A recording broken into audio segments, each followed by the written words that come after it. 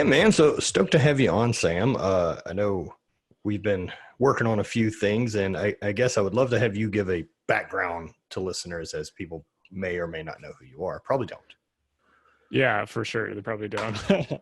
But I guess, I mean, I guess when it comes down to it, we're going to be probably talking about psychedelics a lot. So I guess I'll start my background with how I got Yeah, into that kind of stuff. Um, but also like my concerns aren't just the psychedelic stuff, but it is how it's being treated to work as a performance enhancer. I see. Right. And even if that's on the global scale, it's kind of more what I'm interested to learn about. Right. That makes sense. Well, this will be an awesome discussion because maybe I'll learn some new things about myself about how I use it as we go through it. Hell yeah. Um, so I used to play in like hardcore metal bands for like 10 years. And then there was a point in my life where I was like, I'm not angry at my dad anymore. And I quit my band. And I've been, I heard about ayahuasca a long time ago. And I've been really into psychedelics like mushrooms and things along those lines for a while. And especially from listening to Joe Rogan and just people that come on there and talk about, how useful they can be. Right. Whereas beforehand, I just had all my friends that were kind of burnouts and weren't great examples of why you'd want to do psychedelics. Right. So as soon as I started hearing podcasts where people I look up to are doing them and talking about the usefulness of them, that's when I really got into them. And then I heard about ayahuasca in the Amazon. You can go down to Iquitos, Peru, which is a city in the middle of the Amazon with like 600,000 people in it. And the only way to get there is by a boat or a plane. Yeah, And it's a pretty fascinating trip, eh? pretty crazy place. And so right after I quit my band, I had money.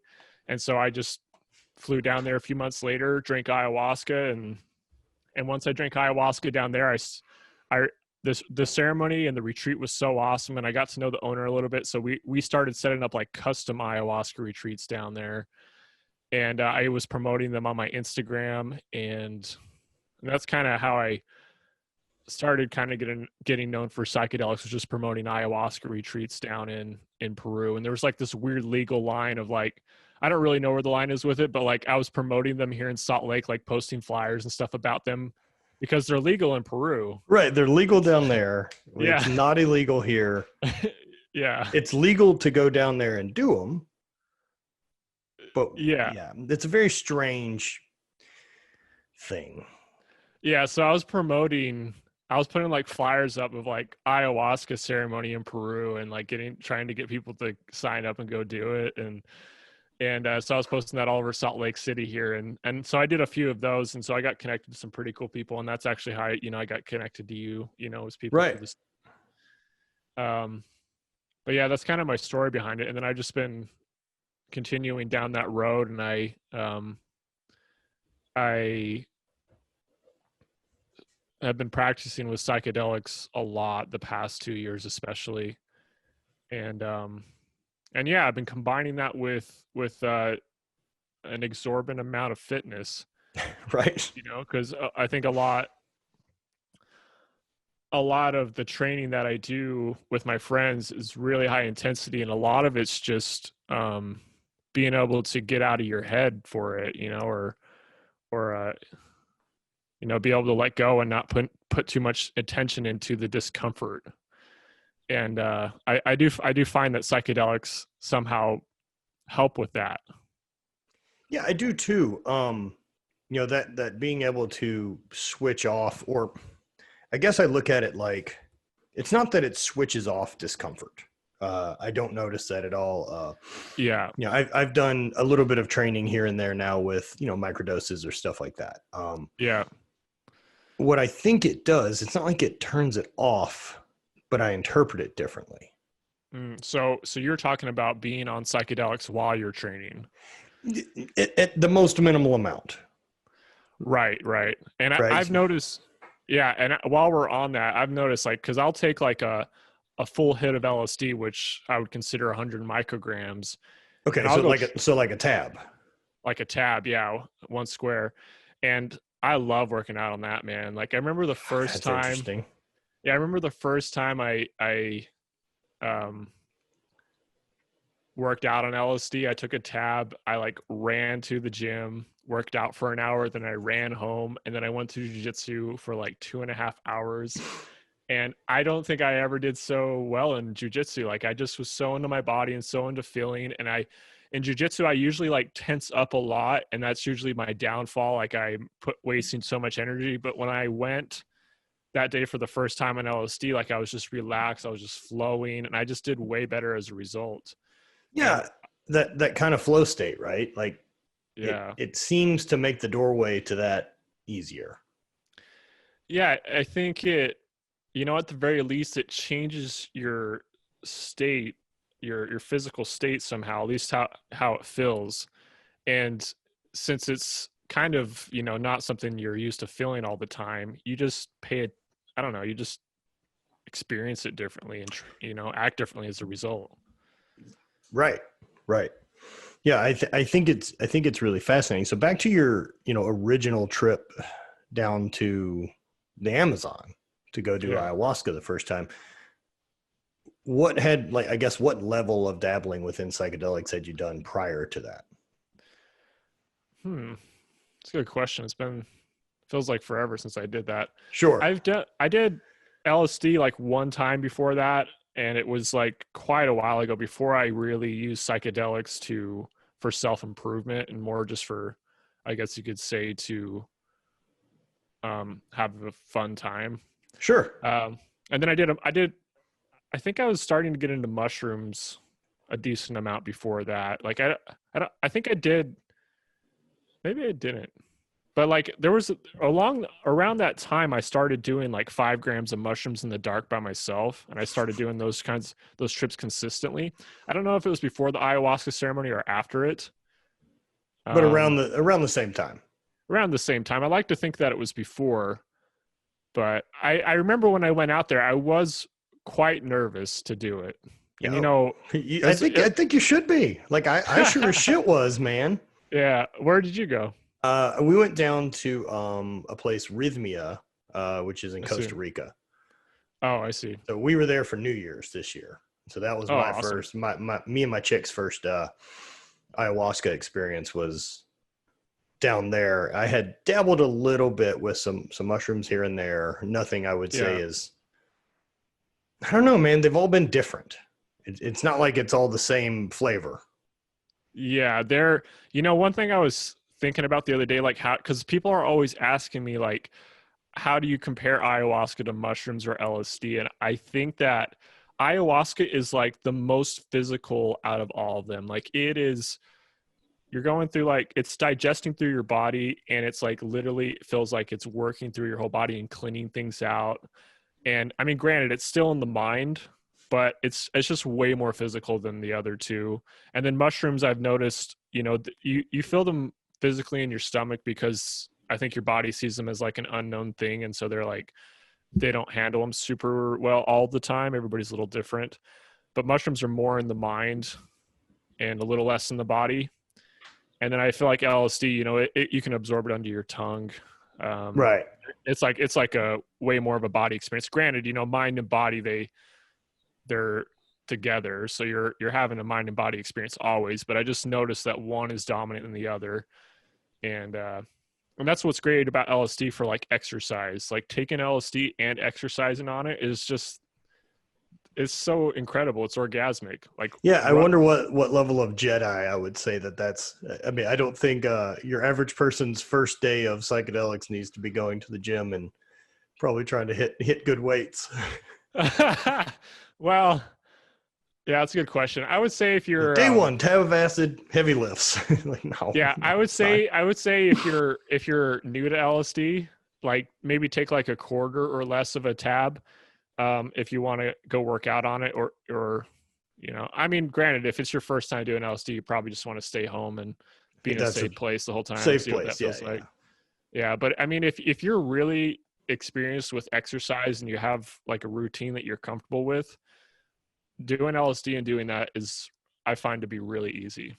For sure. Like I did. Like I've really noticed using it and using a microdose every day, or even with LSD or a bigger dose with mushrooms, Man, doing cardio, and whether that's like I'm just going to go for a bike ride or a trail run or something like that, it's just really easy to let the body do that thing because I know how to do it. So let the autopilot kind of take over that system, and then I'm free to kind of wander around in my head a Oh, little that's bit awesome. better. So it's like you can kind of get into automatic mode when you're doing that and then explore your mind a little bit. Yeah, it tends to be a little bit more like a mindfulness practice. Interesting. I don't think I trail run for long enough or am good enough at it to, I haven't really experienced it like that. When I trip and exercise, I'm very in the moment. Granted, a lot of the time I'm doing pretty high intensity exercise or Sure. jujitsu. So I haven't really experienced it like that, but it Well, yeah, I mean, sounds if awesome. I'm cycling like that, like something long distance, or if I'm going to go do a 50-mile ride or something on the weekends with buddies, I'll probably take a little bit bigger of a dose. And Yeah. for me, it does a lot of things. I do get a better focus. I do think my cardiovascular ability is improved, but I don't know how to measure that, so I'll pretend that I didn't say it. But Well, what my I friend, also do notice is a pain difference. I notice a difference in the way uh, that I feel pain with my hip and knee. it's you're experiencing it differently, so it's easier to handle for some reason. Yeah, like I said, it's not that it's off and like I don't feel it. Now, Right. there's enough of a dose that I can take that makes that go away. But for the most Yeah. part, yeah, it's still there. I just don't care. Mm, Like the that's feedback isn't in I'm not translating it into something that I see as a negative.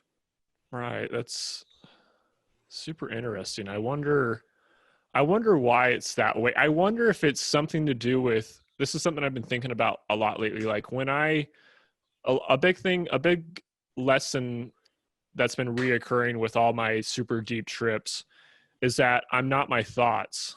And when I notice that I'm not my thoughts or the feelings that I'm feeling, like I'm an observer of them, they it changes the experience somehow. And I wonder if like doing psychedelics and exercising uh, uh, subconsciously like takes you away from identifying with that experience that you're having. In a sense, you're more of an observer of it, and so you don't put as much energy into it and give it more power. In a sense, I wonder if that's has something to do with it, because like you're feeling pain, but you're in a different state of consciousness. And I wonder if, since that state of consciousness isn't something that you're so used to, that you just don't interpret it like it is you, in a sense, and that changes how much it affects you. That does make sense. I think the interpretation of a lot of things while you're on it, especially what you're saying about being an observer. Right. I Right. mean, that it's a hard thing to uh really uh make sense of, like in a factual way, because we can only talk about it and I guess subjective's the right word for it. it's Yeah, it's or not something more we can abstract, measure. or I mean, even individually, right? Like that's one of the things I have found really fascinating about psychedelics so far is that there are some of them that tend to produce a similar response. Like Mm, there are consistent themes, I guess would be the word, themes that'll pop up, like with ayahuasca, right? Like we know that uh, this has a female spirit and people commonly hear it. Now, whether that is coming because we are directing people that way through ceremony and shaman or whatever it is, yeah, if this is implanting a seed, or it started somewhere, man. that's a good Someone first felt this, right? So chicken or the egg type of thing. right. That's a good question. I always wonder, like, because I've probably sat with ayahuasca about 60 times now. Wow. Okay. Yeah, and I do feel that female presence, and I've had experiences where like beings came and talked to me, and they were like female beings, and it felt like they were related to um the plants, like all of life talking to me, but it was like a female energy, and that's why they call Earth Mother Earth. you know. Sure. And I mean, they also refer to Iboga or Ibogaine as father. Like this right. is the I've heard grandfather that. vibe, and it's supposed to where ayahuasca has information she is trying to share or insight, I guess I should say. Um, Yeah. it's a loving feeling. Yeah. You know, it may be harsh, Yeah. but I always felt safe and loved. Yeah. Um, It is that Whereas, way. yeah, ibogaine seems to be a different explanation from people. Have Also, you the taken? other one I have not. I'm interested. Um, That it sounds like it's really rough for some reason. I bet. I bet it is, and that's okay. It's a day. Yeah. I can survive a day. Yeah, I guess You so. know, I guess it's a if it was couple offered hours, to me, I'd whatever it is. probably have to say yes. I don't. I think it's Um, a really long experience. oh, I Isn't do it a really too. long one? I mean, it's not weeks. You know what I mean? So, Yeah. Yeah. you know, for me, going down to Costa Rica was really good. I really liked that we were at a facility that had integration classes and ways to talk about it Yeah. with everyone and all the sharing. Um, Yeah. I I think that's think I essential. will for sure be called to do ayahuasca again. Like I already kind of feel that like it's getting about that time. And Yeah. I don't need 4 days of it in a row. That was too much. Yeah. My first time was 5 days. I did it 5 days and throughout an 8 day span, and we did Cambo and Wachuma on the last day. So it was All pretty right. intense, man. And so Cambo is that from the frog? Yeah, that's the monkey tree frog is the simple name of the frog, and that's the stuff that makes you puke and shit your guts out. And you don't usually Sick. yeah, it's pretty brutal. I've done it a few times. Uh, you don't usually trip on it unless you pass out. I've heard if you pass out, you can go to like Frog World or something. Oh, Yeah, nice. Sounds sounds like a pretty Mario cool. lever. Yeah, sounds pretty cool. But So if you're not tripping on it, I guess what well, it's supposed to have powerful cleansing properties, and granted, there's not a lot uh, of this of these claims based in science, but I think what is scientific about it is it does flood your whole body with white blood cells, and it does. oh, So how it works is you burn yourself on the arm with like a stick, so you just have mhm. these burn dots on your arm, and then you put the frog secretion on the burn marks, and in like literally 30 seconds you feel your body start to heat up, and sometimes it will your face will swell up and your heart will start beating super fast, and within in a minute to 2 minutes you'll usually start throwing up pretty hard. And some people, they have to go to the bathroom too. Sure. I never do. It's different for everybody. Some people are on the Yeah, toilet and I didn't puking at have the to same shit at time. all with ayahuasca either. And I really, really had a hard time even of the 4 nights, I only had 2 nights that I purged.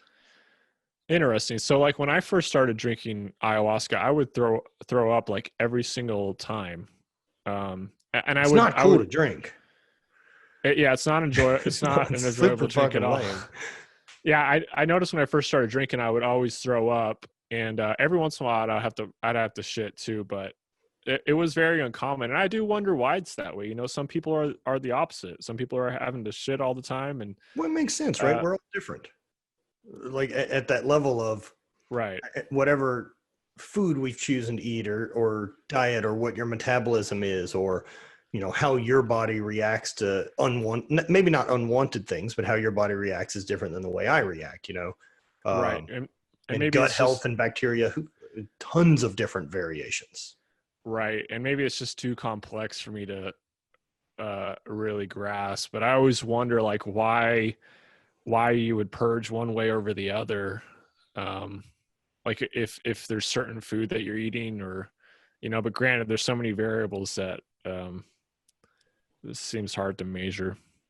So within your first time down there, clearly there was something that kicked to make this decide to kind of flip the compass direction at it. Yeah, I don't know. I think this was after. Yeah, this was for sure after the ceremony. You mean something kicked my compass like that made me want to pursue the path of like sharing it with others? So, Yeah. Yeah. Or that, kind of the realization, and the same it's been for me, that like, yeah. holy shit, man, this has been such a game changer for me in such a positive way that I, I just want to get more information to people. Yeah, I was in a place where I dedicated like 10 years to being in these metal bands, and I quit it, and I was like pretty over it. I've been on a path of self improvement. I feel like for the last 8 years up to that point when I quit, and I was just so far removed from being in that music scene, and I was kind of just in an open space. And as soon as I went down there and drank and experienced the Amazon and just how crazy, and like I was with this guy that was like Tarzan. He was like catching alligators, and we were swimming with the dolphins. And one night we went out to find the Cambo frog, and it was just such a powerful experience. And then drinking ayahuasca and connect and like cleaning yourself out and like feeling like you were becoming one with the all of the forest. It's like such an insane powerful experience. And I was like, why wouldn't everybody want to do this? Right. And so Yeah. so when I came back here, I was like, man, why would I dedicate myself to anything else, than sharing this? And I so understand the crazy it sounds, right? Like, oh, you went all the way to the Amazon. I Yeah. went and stomped around in the woods to hunt down a frog, and then I threw up a lot. You guys should definitely try that. Yeah, it sounds awesome in my head, but Well, it's because you got to experience that. Yeah. There's a certain bliss that psychedelics do produce. Yeah. I mean, look, I believe that they're valuable teachers, and they need to be respected and taken that way, but it doesn't make it not a good time. Yeah, for sure. It can be both. Yeah, it's a good time in a different kind of way than, I don't know, hanging out with your friends on the couch, laughing, watching an awesome movie. Right. It's not the same as getting really stoned. Yeah. And man, the tough one to translate for people with psychedelics, for me, has been the majority that people have. We're a drinking country, right? And so the altered state that most people have ever experienced is drinking, is being drunk, is being fucked up, is their friend who's too drunk, all of that comes with it. And somehow this is legal. So they think that there's this lack of control that comes with it, and everyone's scared of that, yet no one has a problem fucking drinking. Ooh, I just don't know if I could handle. That's so funny, man, when you put it that way. Because like it's, if I can put this in the right way, it's like you think about the drugs that are really popular around here, like alcohol, and I don't want to put heroin in the exact same category, but let's why not? It's a drug. It is. It's a chemical that produces a response from our body that we either choose that it is good or bad. Right. And then you get into other things that who knows how many people are taking, like painkillers and stuff like that. They're all, which is heroin. As long as we don't pretend it's not heroin. Yeah. It comes in a little different form. I mean, look, they invented heroin to be a less addictive morphine. They just missed. Yeah. Good intentions. They just blew it. Yeah, it's so fascinating that so many people are on all these different things, and they all do a similar thing. They seem to numb. They don't. They make it so you. I don't know. It's like they just numb you somehow more. Whereas psychedelics, they seem to do whatever the opposite of that is. Yeah, I don't know what that term is. I mean, other than possibly hyper aware. Yeah, it's like somebody said enhance, but enhance is not the right word. But man, but it kind of is. Like it's really weird to try to explain to people how I feel about microdosing. And the way that I describe it to people, to whether or not it should be thought of by them, I look at it as this feeling of it's everything I've ever wanted a nootropic to do, plus a reduction in anxiety. I also have higher gratitude for most things going on in my day, and better empathy for other people I deal with. and I have less pain. So I'm getting a Xanax, Alpha Brain, and some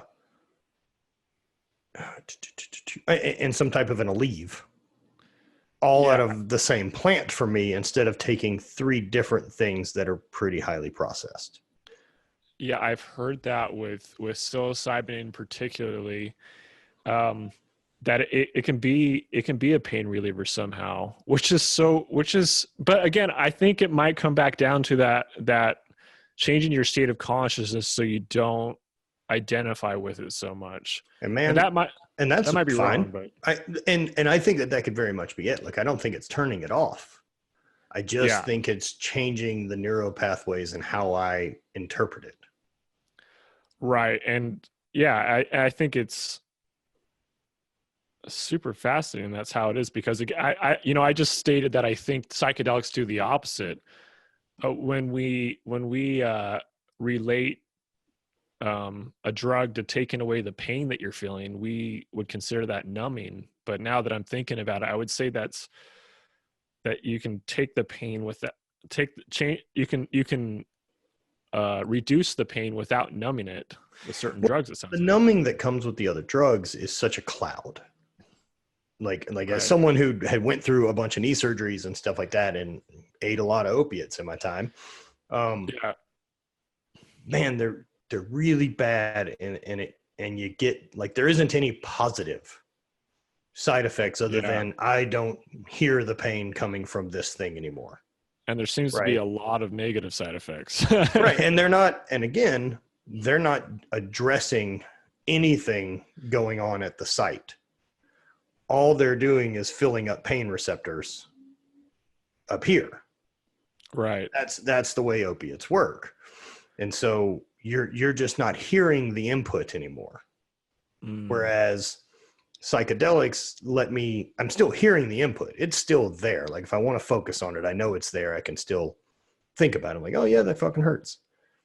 But there is a definite different interpretation. It's like it found a better slot to go in. It is, a bit more how it's worked for me.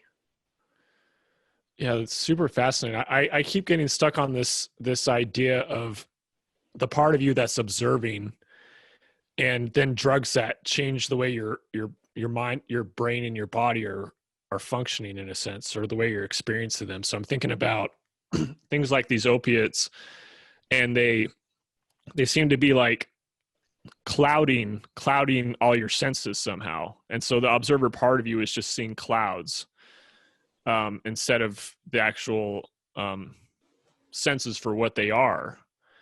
And somehow that really throws you off.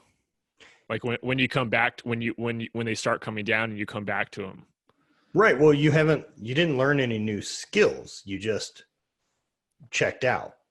Like, you didn't learn a better way to interpret things. Whereas I feel like when I come out of psychedelics or any of that, like I'm able to interpret things better. Right. Again, it's back to that observer thing that you're talking about.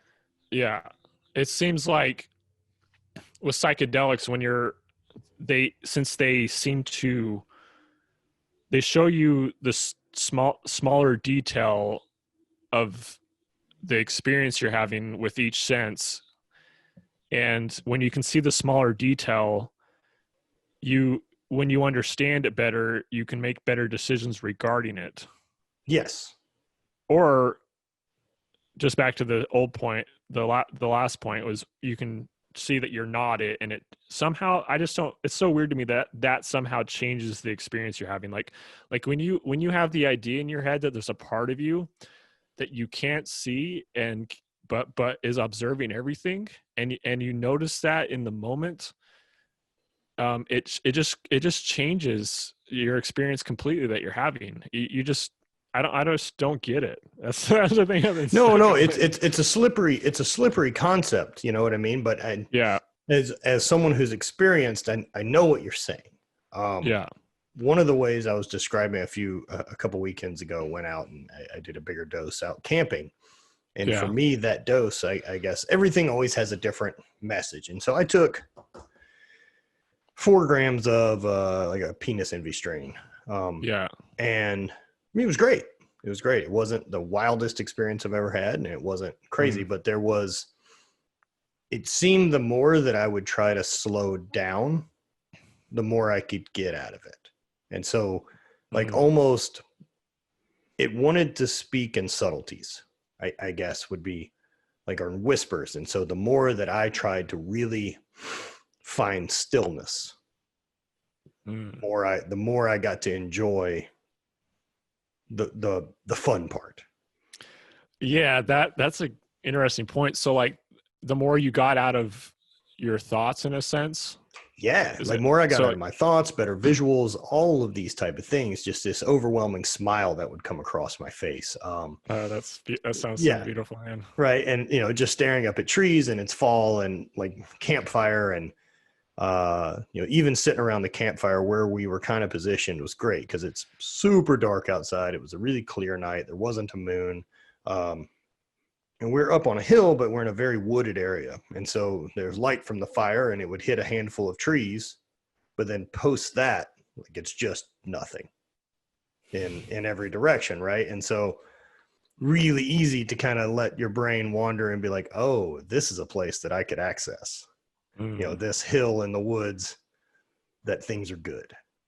I can conjure this is a thing.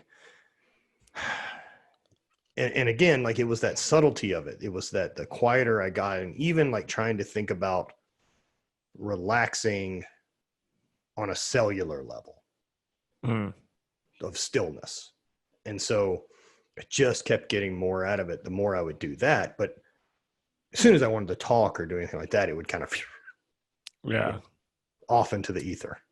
I think that's super awesome you experienced it like that, man. I mean, it must partly, I feel like every trip that you have, it's different for everybody because we all understand life differently. We've all had different experiences, again, like you said, everybody's different. And I think that's super awesome that you had a trip like that, because I feel like it took me a while before I started having trips like that. I mean, up until recent, I feel like a big cause of most of my suffering and unhappiness throughout my life have been because I've been lost in my thoughts and not realizing that I'm not them, and I identify with them, and it goes down a dark road. And I've been such a space cadet most of my life. And as I've tripped more, I like breaking down these things, and I'm tripping with, my friends that are pretty philosophical, and we're breaking down all this stuff about whatever. And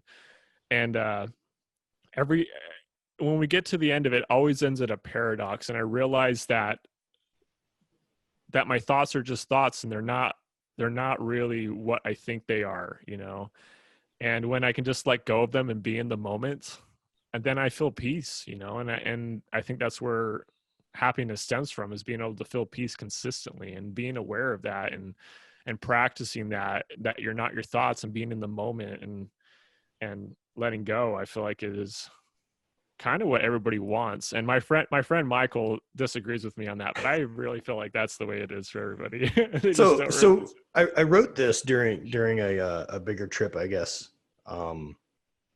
I don't remember how long ago it was, whatever.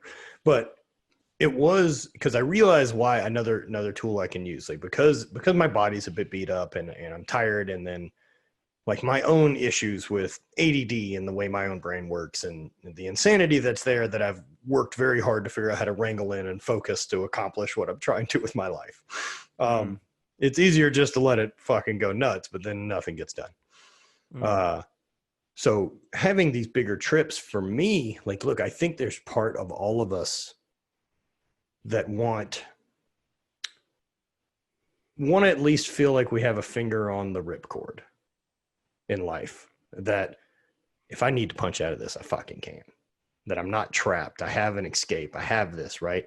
That there's that moment in Fight Club where they're both in the limousine, and they're driving, and it's raining, and Brad Pitt's at the wheel, Norton's on the other side, and he keeps trying to grab the wheel. Yeah. And Brad Pitt keeps telling him, let go, just fucking let go. And it's it's as close to realizing that, but I don't have to deal with the negative recourse of destruction that would come from the rest of my life to accomplish it. Yeah. In this realm. You're right. But Yeah, instead I get to vacation to there. I guess that's been kind of a reoccurring, and that's one of those things of why I could see this being such a powerful tool for high performers. Because we know we can't fucking punch out. There's too many things that involved. You know, there's too many responsibilities, and things are good, but that doesn't mean we don't need a minute. Right. And so I get to have a minute. Yeah, it's that isn't defined by the way normal time passes. It isn't really in this realm. It's things are different there. Yeah, I can see how, and that's something I've thought about a lot in the past. Is like being able to find balance between, I guess it's balance isn't the exact right word, but being able to switch quickly between, like, I think parasympathetic and sympathetic. Yes. In a sense. And I think it's a skill. Yeah. I think that's a thing you could sharpen. It seems that way for sure. And I've noticed that in myself because I've struggled with it, but I have friends that are really high level athletes that I trip with a lot. We do like 5 to 7 gram mushroom trips with orange juice. You know, we drink ungodly amounts of ayahuasca sometimes. I need to come be part of this. This sounds great. I love to have you, man. But I've noticed when I first started tripping with them that they could do a lot and they could handle it very well because they're used to handling very high feelings of intensity. And it's an experience they're, having in large part in their mind, and they're used to it, doing these super high intense CrossFit style workouts that are just, as I've been really getting into them, I realize how painful they are for your mind. And these, right. So my friends that I've been tripping with, they've been doing this for like 10 years and they're just really good at it. And we'll take these huge doses. I'm just gone. Like my body's gone. I keep spacing out because I'm so weak. I go back to my old habits. And they're just honed in, sitting on the couch. And we're both like semi-new to tripping big doses, but they just can handle it better. Maybe just more time being uncomfortable, like in a physical state. Yeah, I think that's a big part of what it is. And granted, I've been exercising most, half of my life, but just not on a super high intense level. Right. And I mean, high performers, especially say for myself, right? Like there's a different level of crazy that comes from a person who's going to pursue a thing to find a finite end to it.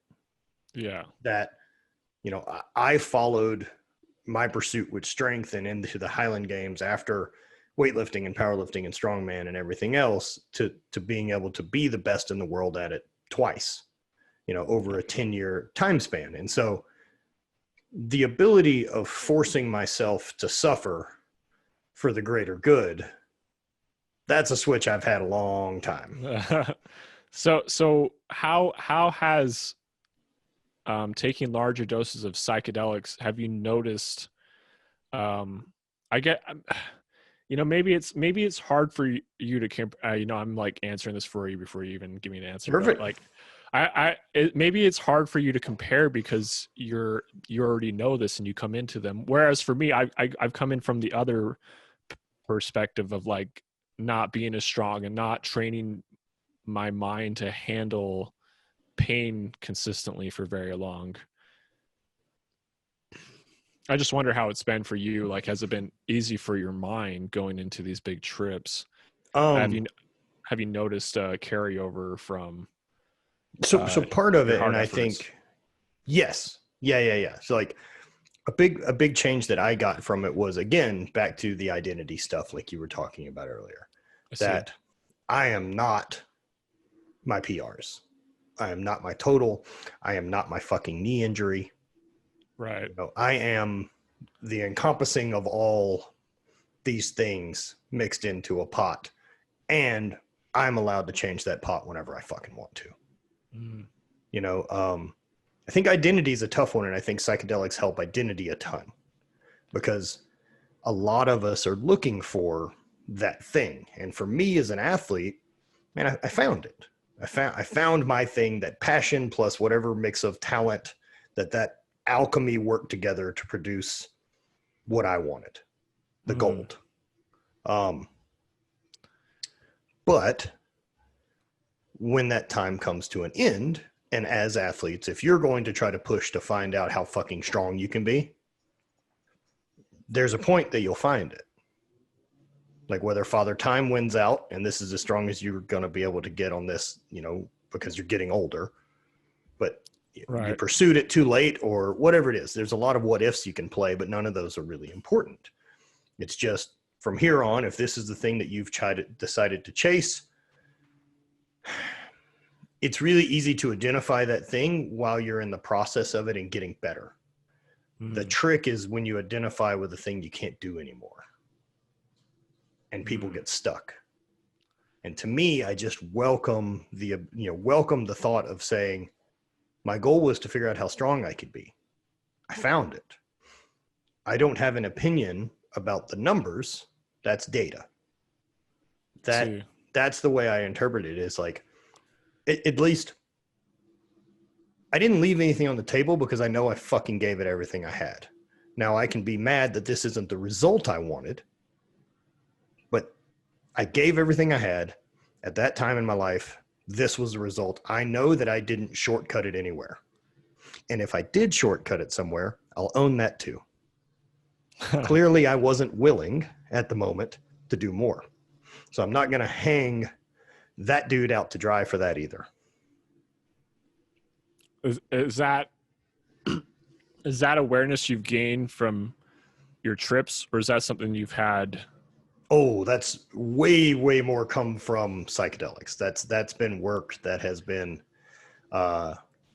through that whole process. One of the big ones, man, for me. So my trip down to Costa Rica, the first 2 nights I got nada, fucking nothing.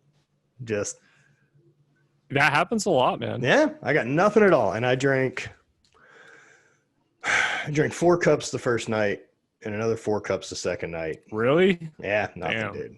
Nothing. And it's so fascinating how that works.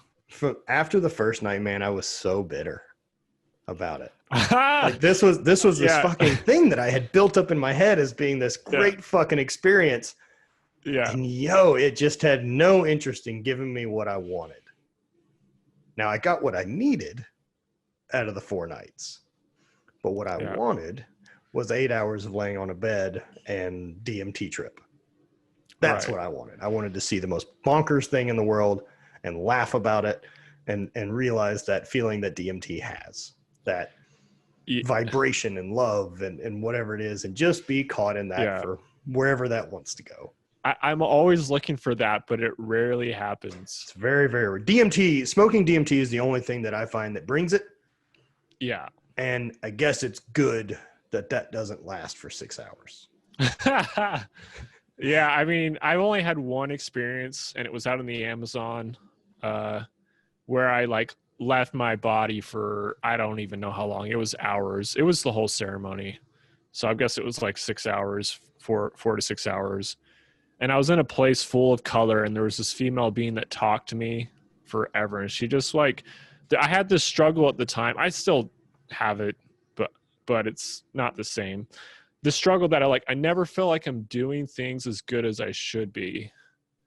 Join the club. Yeah. That's everyone. That's anyone who's fucking willing to try to push their performance, right? There's always trying to figure out how to you just talked about it with yourself. Yeah. But she basically just told me, it's you're just doing everything fine, man. You're doing awesome. It's basically just giving me a pep talk. Yeah. It's a process, not a moment. Yeah.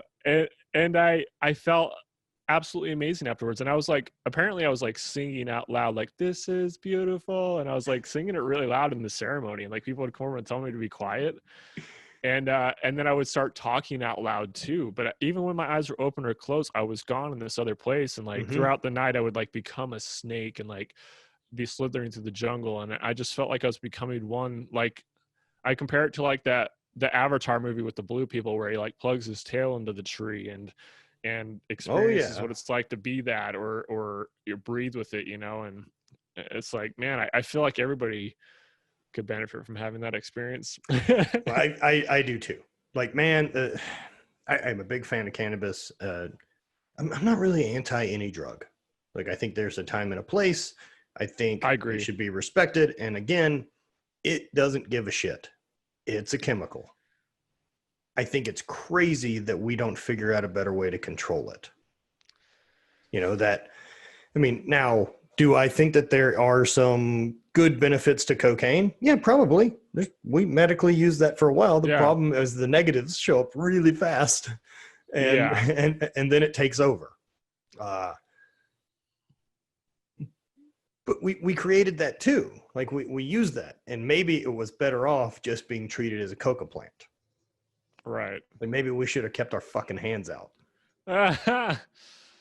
Yeah, I mean, Yeah, I don't know how we that, didn't need to fucking ramp it up and superpower it. We could just take it as is, like it was supposed to be processed by the body before.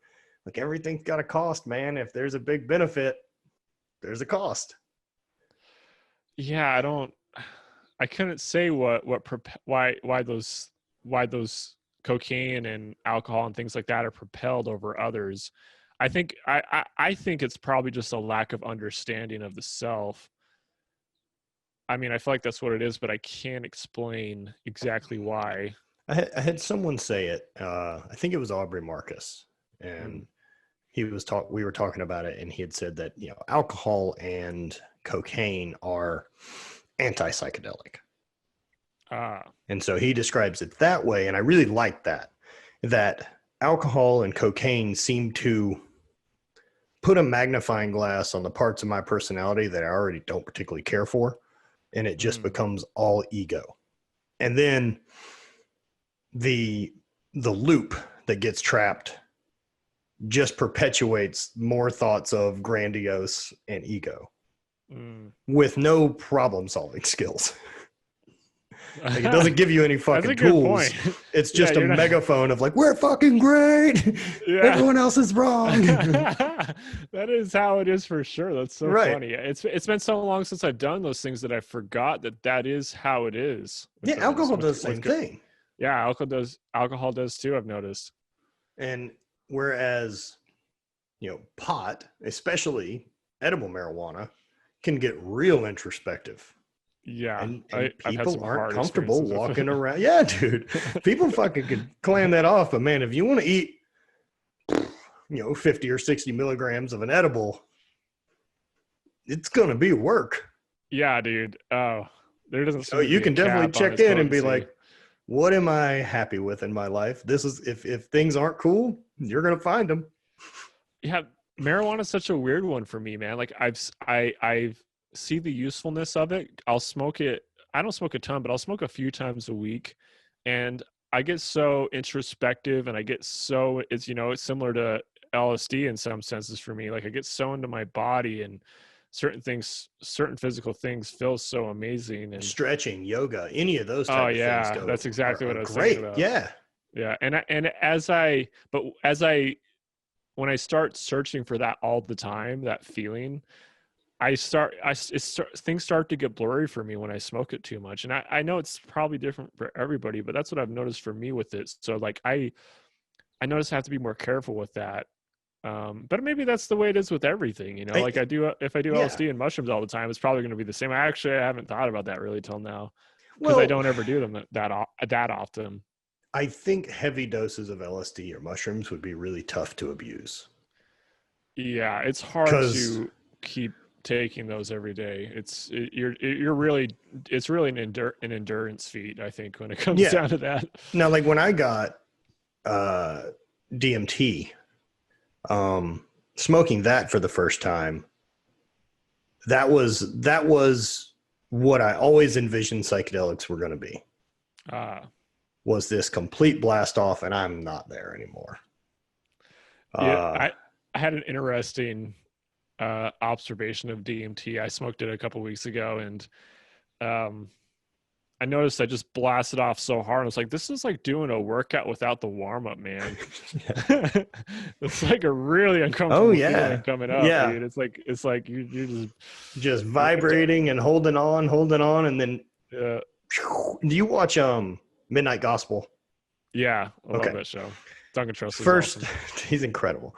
First time we watched it, I had taken probably 7 grams of mushrooms and had Oh my gosh. locked in onto the couch that day. And I remember we watched it again the next day to try to make sense of it. There's a lot going on with that much. Yeah. Like the show is visually, there's a ton going on. Like Yeah. it's there's some things that I describe that psychedelics or mushrooms in particular for me, or LSD, there's some things that it wants to play with. And so like a perfect example of that would be like watching Midnight Gospel and the little stuff that they work into animation in the periphery. Yeah. Those things already. And then it's the overlaying textures of stuff and then the gradient patterns that they put into the actual animation. Those things also play really well, or repeating patterns, or a fucking crash zoom, or those type of things. Your brain's like fuck, because it's just so over exaggerated. There's so much going on in the first episodes. And so the moment where he puts his head into the simulator and it's that comet of him being shot through the universe to the other thing. Yeah. That's that first exhale of DMT. That's awesome. That fucking right. Just boom, we're out of here. Yeah, that sounds right. It's funny you bring that show up because I think the first time I did like 6 grams of the penis envy strain, which those ones are like twice as strong as regular ones, or estimated to be that. I had this after I watched the whole show, I did that, and I was sitting with my friends, and I had this realization about the show because we were talking about it, and they haven't watched it yet, and I realized like that show is like it's somebody's mind slowly being quieted as they gain more information and understanding of themselves. Because like at the beginning, it's like out of control, just like so intense. Like it's actually hard to watch. Like the first episode. See, I think the first episode with Dr. Drew is such a slow roll into inviting someone into the show, because then it gets nuts quick. Like the fucking soul prison or any of these other, like these are way deeper concepts than anyone's dealing with. It's very ballsy how they started it out, because there's like, I don't even know what they talk about in the first episode because there's just so much going on. And they're just talking about drugs in general.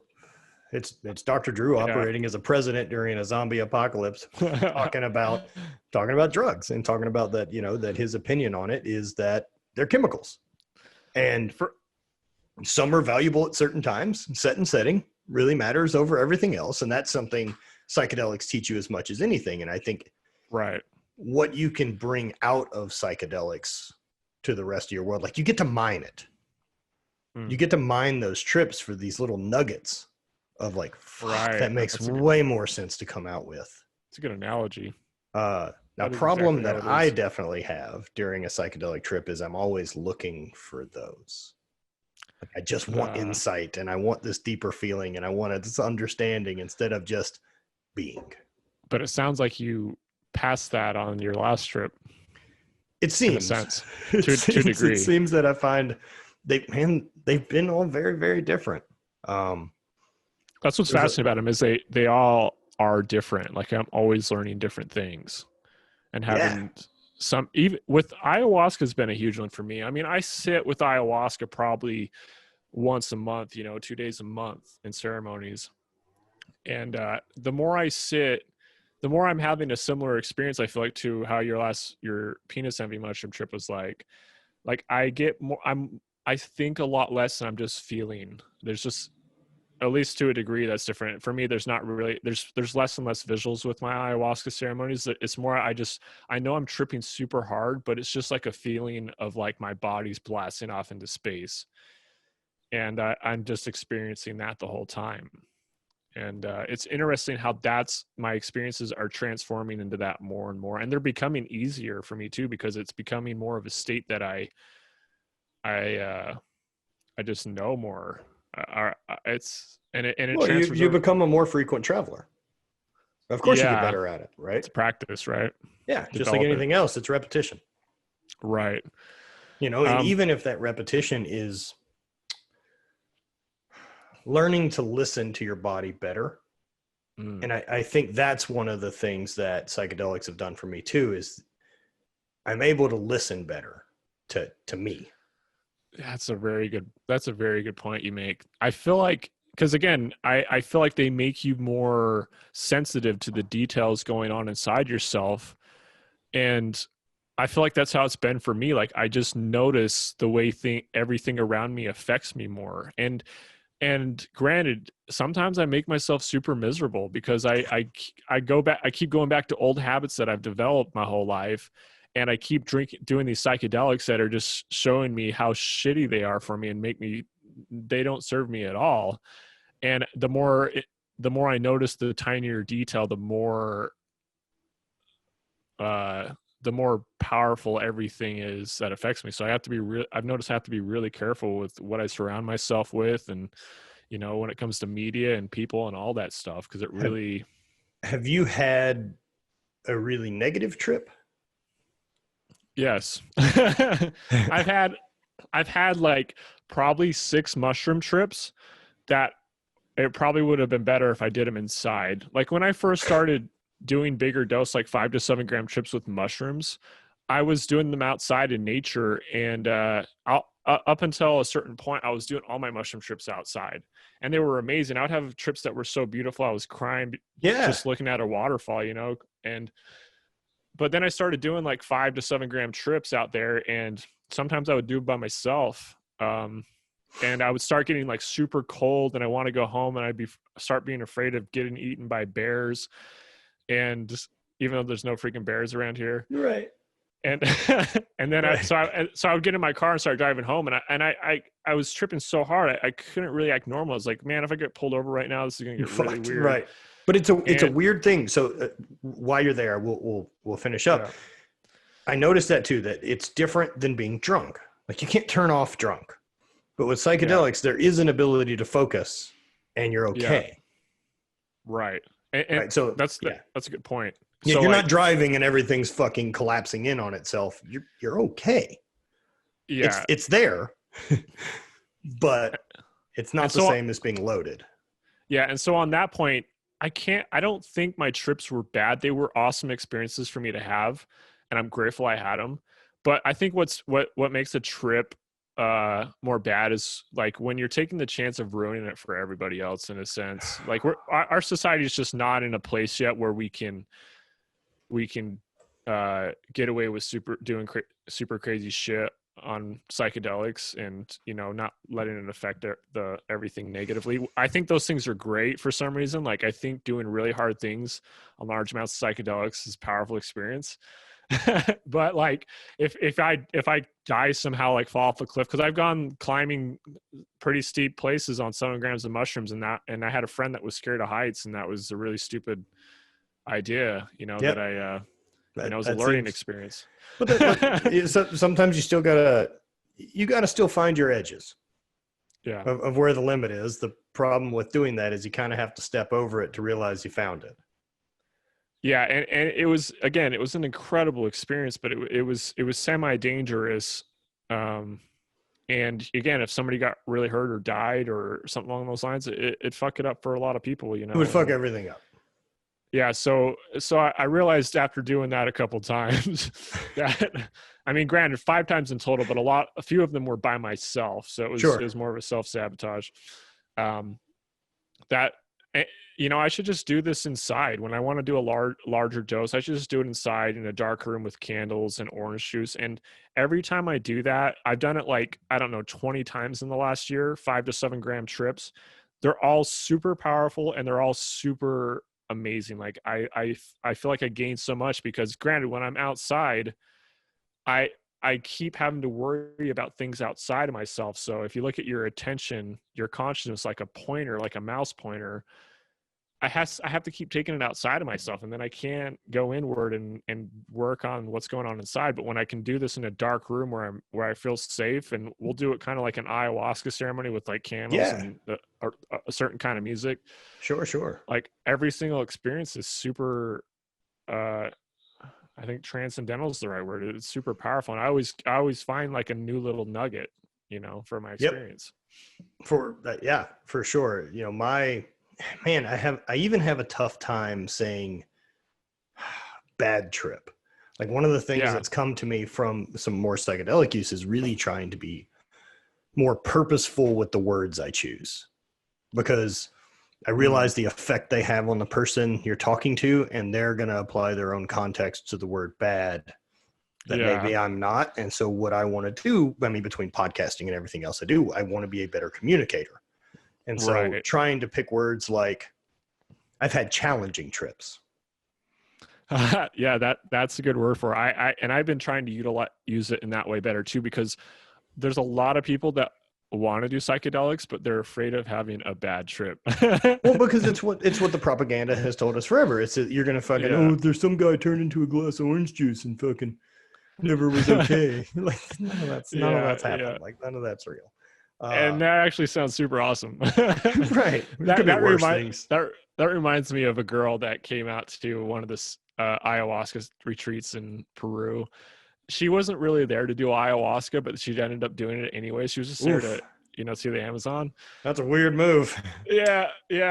But you just end up doing it when you're there, even if you're not there to do it. Like it's just such a crazy place, and everybody's so adamant about it and talks about their incredible experiences. So she just ended up doing it, and she had a horrible. It was horrible to her, but it sounded absolutely amazing to me. She became one with the Amazon. She became a leaf, and she was like, "I'm just a leaf, just watching, and I'm gonna be stuck this way forever." And there was one point where she became the river, and like the shamans were like in a canoe going through her in the river. That sounds awesome. I know. And after the ceremony, she was still stuck that way. She's like, I don't want to be stuck this way forever. She was so resistant to being that, experiencing the oneness, Yeah. It doesn't react well with you. If you're not willing to submit. Yeah. It doesn't play well with that. And there's something about like resistance that makes it way more powerful or something. I feel like. Oh, for sure there is, right? Like my really bad trip. So I had done like 5 or 6 grams or so on a hike. Had a great time. Was with a group of friends. Pretty easy hike, 5 or 6 miles. Weather was good. We found this overlook, and like the trees that I had seen from this overlook, like everything just basically looked like peacock feathers was the best way I could describe this forest, looking down on it from this hill. And I'm like, yeah, this is awesome. And so then just basically I was led around the woods. I'm not making decisions of where we're hiking. I am not at the wheel. You guys just point, and I'm going to follow this group wherever it goes, and that's fine. Then the next day we had attempted another hike. So I'd taken another 5 or 6 grams, which is also a mistake to do it 2 days in a row. I've done that. It can be hard. It's a fucking bad idea. And then like we started this hike, and not 10 minutes into it, like it was a paved trail that's supposed to turn into the trail. But then it was blocked, like fucked up, not like a rope across it we couldn't get over, but like blocked, and there wasn't a trail. And so 30 minutes now in, we're back at a vehicle, and things are starting to roll in on me. And so I'm like, oh, all right. And so the group has decided what they would want to do is go to this local brewery and hang out there and have a drink and sit around the table, which fine. Yeah. Man, I had a rough time. The car ride there, I did not enjoy. Wasn't the music? It wasn't even the music. It was the fact that I wasn't driving. We're following one of the other friends in another car, and she's driving aggressive, which I guess she just does.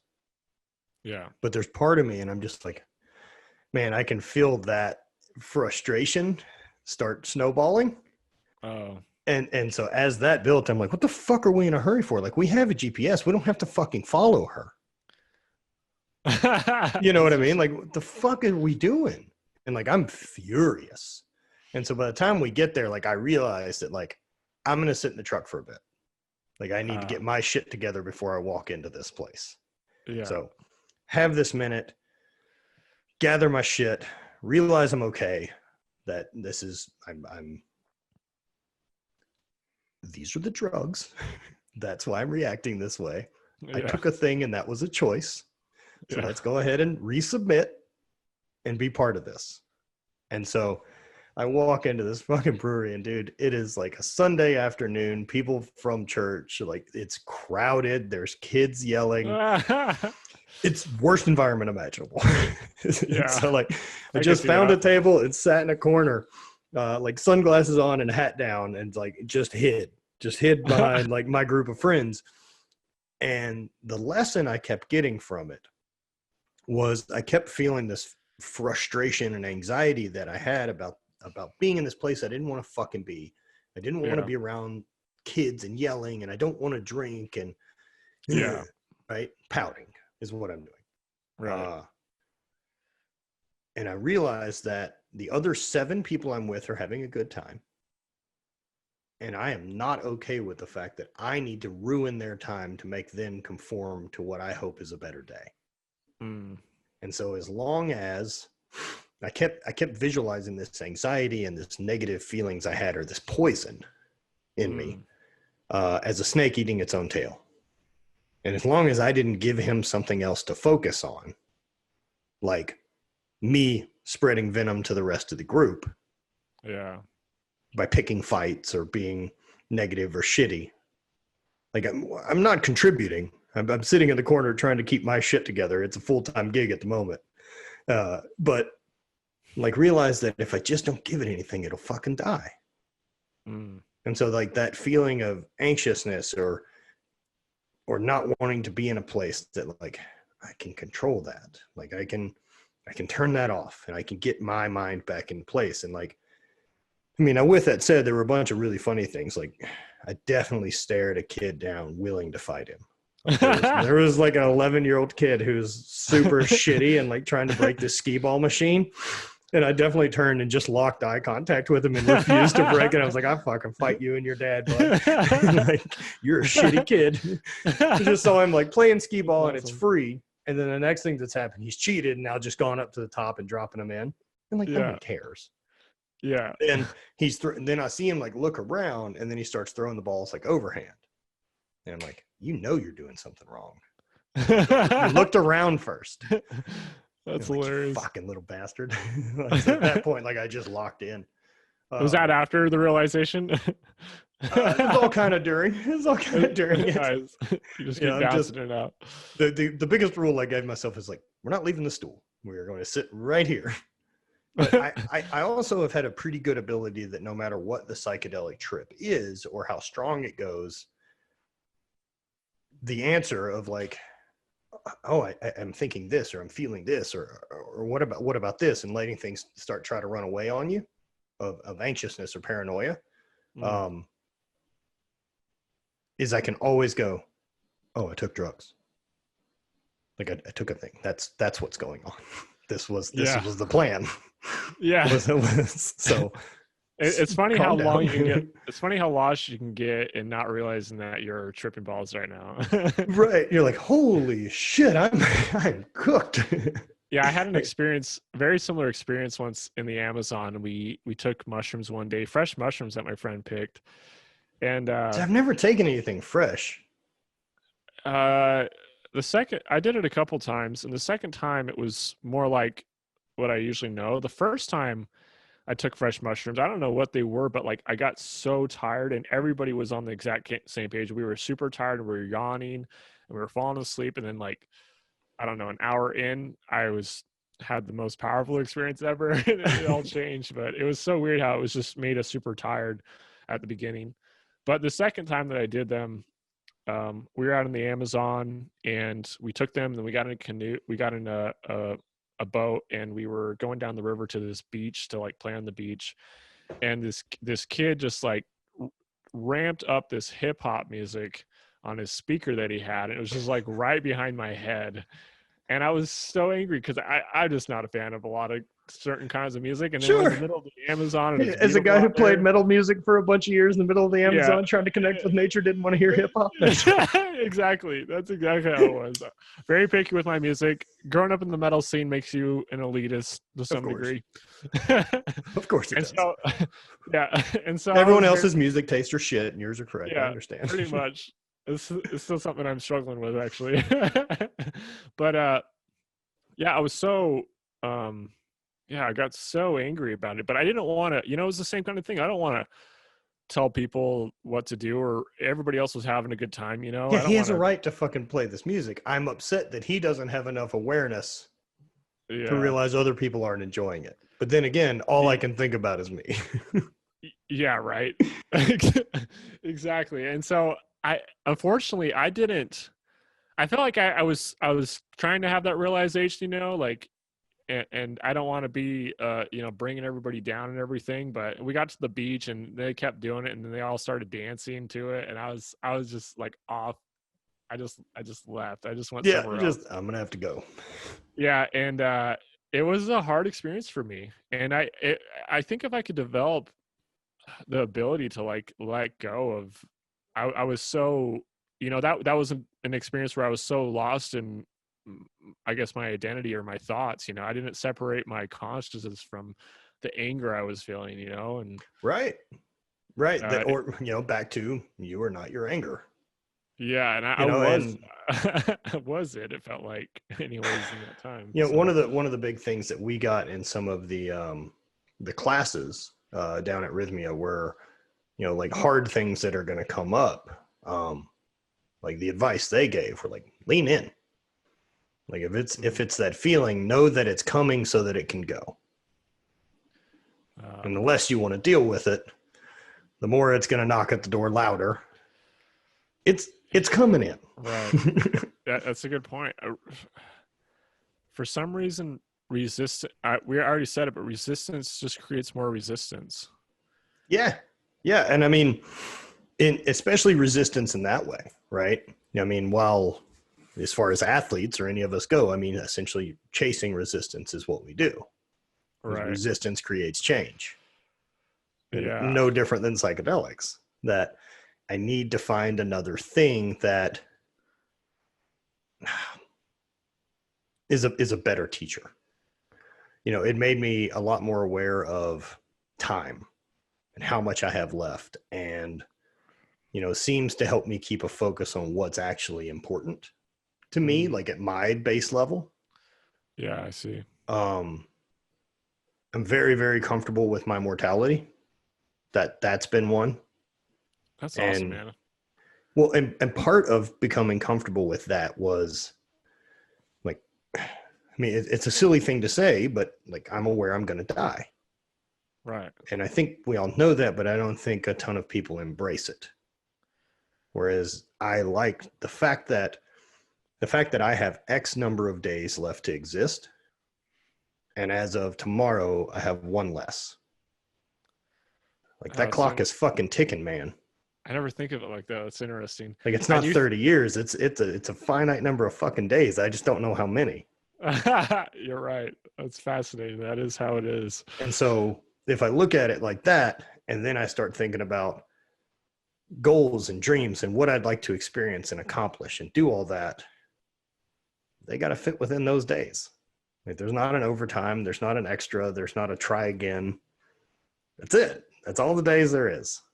Yeah. I think about, I don't think about death a ton, but I do feel like I'm less afraid of it than I've ever been in my life. And I think about, it's like, but I don't really know until I'm in a situation where I feel very threatened by death. I won't really know for sure until those situations come up, but I worry about it less than ever. It's not something like, and when I have people close to me that die, I don't experience, it's not as much of a tragedy. No, it's not, it's almost not a tragedy at all. I mean, I can't say that, but what ends up happening for me, Man, I made a lot of ground with how to feel about my dad passing away in 2014 from pancreatic cancer. I worked through a Yeah. bunch of shit with a divorce, and then dealing with loss of sport, and then loss of whatever identity comes from that. Yeah. And then pain with my leg, and this 3 years that I really went through this really bad stretch of chronic pain that fucked me up. Mm. Um, there's such a different gratitude now being on the backside of that, of just, I'm aware that the ability to go up and down stairs can be taken from me, Mm. whether I want it to or not, whether or not I did something stupid or not, that can go. So I Yeah. know right now I can. So I'm going to. That's really what it's laid into me a lot, is that realization that now's the best time. Like it's kind of that, when's the best time to plant a tree? 20 years ago. Next best time, right now. Right. I love that quote. And I mean, so, again, like, well, again, that's what all my trips keep coming back to, is like this moment. It's obvious, but I don't think it is so obvious at the same time. Like, this moment's the only thing that exists. Like, I feel like getting lost in your thoughts creates these ideas that the future and the past are very real things, and they're not what they seem. And I feel like I've spent my whole life, and I feel like many other people do this. They spend their whole life like seeing their thoughts of the past and the future like they're things that are happening right now, and they're not that. It's not what it seems anyways. I no, think. no, no. I agree, right? I mean, look, we can quantify that in a bit, right? We know that Yeah. eyewitness testimony isn't factual. Eyewitness So testimony isn't eyewitness factual. testimony for court cases or any of this, we know people Yeah. fuck stuff up on left and right. Like if we have 10 Right. eyewitnesses for a case that happened in the street, a Right. whatever it is, everyone's going to give different details. And so Right. is it that I'm looking at that as one of those people giving details and saying they're fucking wrong? That's not what happened. Right. Or can I realize that even at 15 feet away from where I'm standing, they can't have the same perspective as me? Right. And that's just another layer on top of what I was even trying to describe. Like, we're all having completely different experiences, and when we try to describe an experience in the past, that is just only our perspective, and that doesn't mean it's exactly how it was. And when I say how it was, that means that it's not real right now. Like, it's not. I feel Well, like that's a hard thing for people. the past Hard. gets played with a filter of hindsight and emotion Right. that you already color it with those things. You don't Right. just get to objectively look at the past the way that you do a photo in your phone. Right. Makes sense. Yeah. And, in your experience now with kind of bringing this more into the, health and, with athletes type of space, I mean, how have you seen it benefit as far as, I mean, like like I said at the beginning of this, like I'm interested in human performance and enhancing that, the same reason that I take hormone replacement therapy for having low testosterone. Yeah. Like, why the fuck wouldn't I?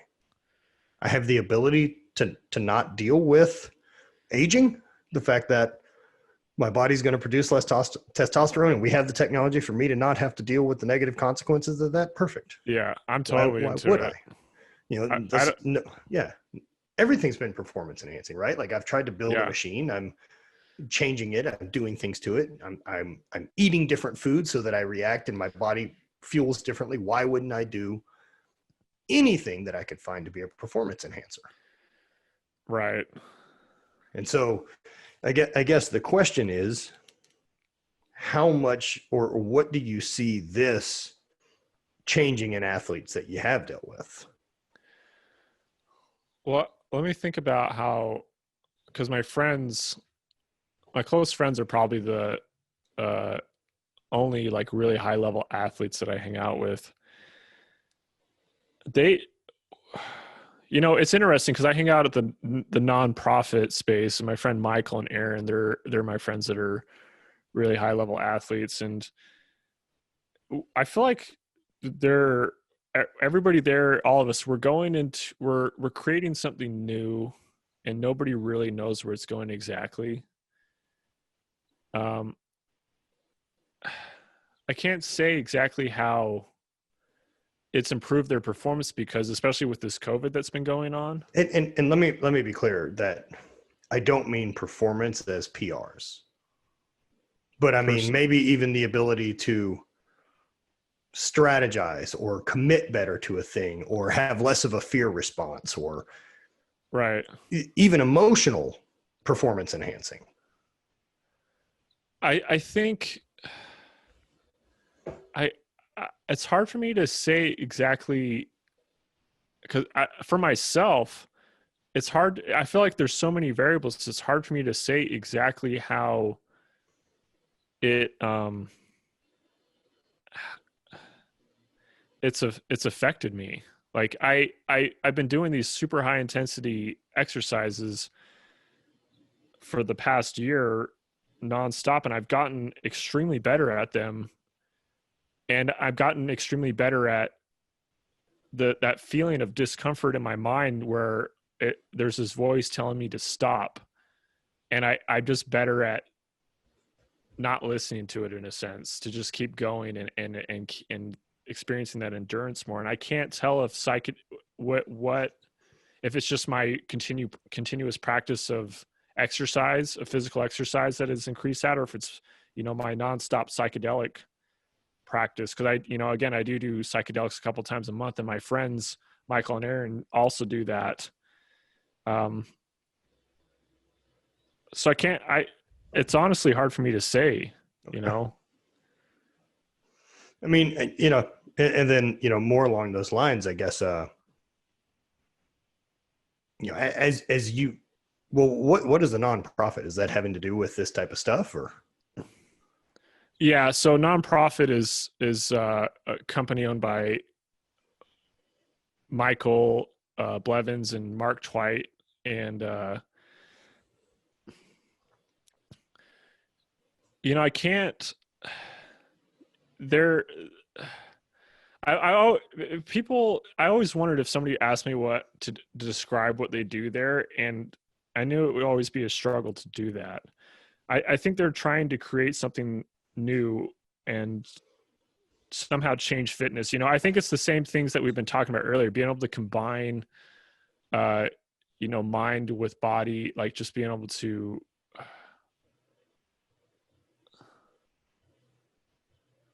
just see how you can enhance yourself and change your philosophy that enhances your fitness as a result. Yeah. So I mean, that's essentially what the first question was. Yeah, Was and that so through that mindset change that I can actually access different parts of my physical ability. so yeah, I'm having a hard time breaking that down exactly because I haven't thought about it that deeply, but I guess that's maybe what it comes down to, is the psychedelics help change the philosophy or how we see things, and then that changes the kinds of workouts we do and the kinds of things that, or the kinds of goals that we have behind doing exercise, like what the actual goals are at the end of the road, in a sense. Yeah. Interesting. So I've noticed maybe that's what's, I guess, changed for me. Again, I think psychedelics help you to become more sensitive with the details inside yourself, and that includes what your desires are. And so I'm guessing that's probably what's really been getting dialed in, I guess, at this space that I spend a lot of time at, is people have been dialing in what they actually want. I think that's the way it's been for me anyways. I like that a ton. The dialing into what you actually want, and it's peeling back a lot of layers of the onion to find. I mean, you were going over it a little bit with your, with your days of being in the Highland games, and it's something that gets talked about at these symposiums at the nonprofit event center, where they'll, people that listen to the podcast that they have will come in and they'll create conversation. Well, it's called a symposium because they're creating, they don't really have like a subject that they talk about. Yeah, it's conversation. It just sees where they just see where it goes. And we did have this one conversation where somebody asked, like, what do you do after you win the thing that you've been working your whole life to win? That's tricky. I have my own experience with that. And you talked about that earlier on this podcast, but that's well, something even that came up. yeah, I mean, even more so. Like I remember, so 2011, I had won an amateur world championship, got invited to professional world championship, and then showed up and took second. I wrote a book that was programming for the Highland Games training lab. And that was my program. This is what I did to get where I'm at. And this is what I'm following next year, heading back into it. And then I won the world championship that year. And I definitely had this weird feeling of like when training got started again of, well, at the end of every year, I look at strengths and weaknesses and where it got me versus where I wanted to go. And then I manipulate your program based on that, where you think weaknesses were and what you could get better at. Right. Yeah. But I accomplished everything I wanted to. So I just do this again. Like, don't change anything. And that felt weird. There was definitely a like, oh, the puzzle's solved. But I didn't quite know what to do with it now that I'd caught that bumper, right? Like I was a dog chasing a fucking car, and then I got to it and I'm like, well, here we are. That's something that I've been struggling with the past couple years, I think. I got to a place where I could quit my day job and just, have all this free time to do the things I love. And I was like, I've been trying to get to that for years. And then when I finally get there, I have all this free time. And it's like, what do I do? Do I just keep, and I feel like I got to this point where I realized like, oh, this is just something that goes on forever. And you're always chasing the end of the road, and you never actually get the satisfaction you want by following this path. Yeah, to speak on that, that's kind of this concept that I've run into a lot. That is, there's no there.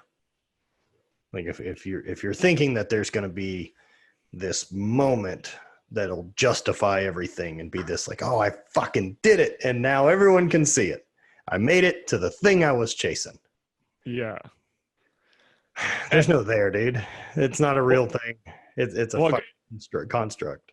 Well, it goes back to what I was talking about earlier about your thoughts about the future and thoughts about the past. Like the more I've been tripping and having deep conversations about what's going on in my mind, I realize that those things don't serve my well-being barely at all, unless they're things that are helping me to create a new way of thinking, I feel like. But if they're just things that are just repeated over and over again in my head and it just creates worry all the time, those things don't serve my well-being in this moment, which is the only thing that seems to exist.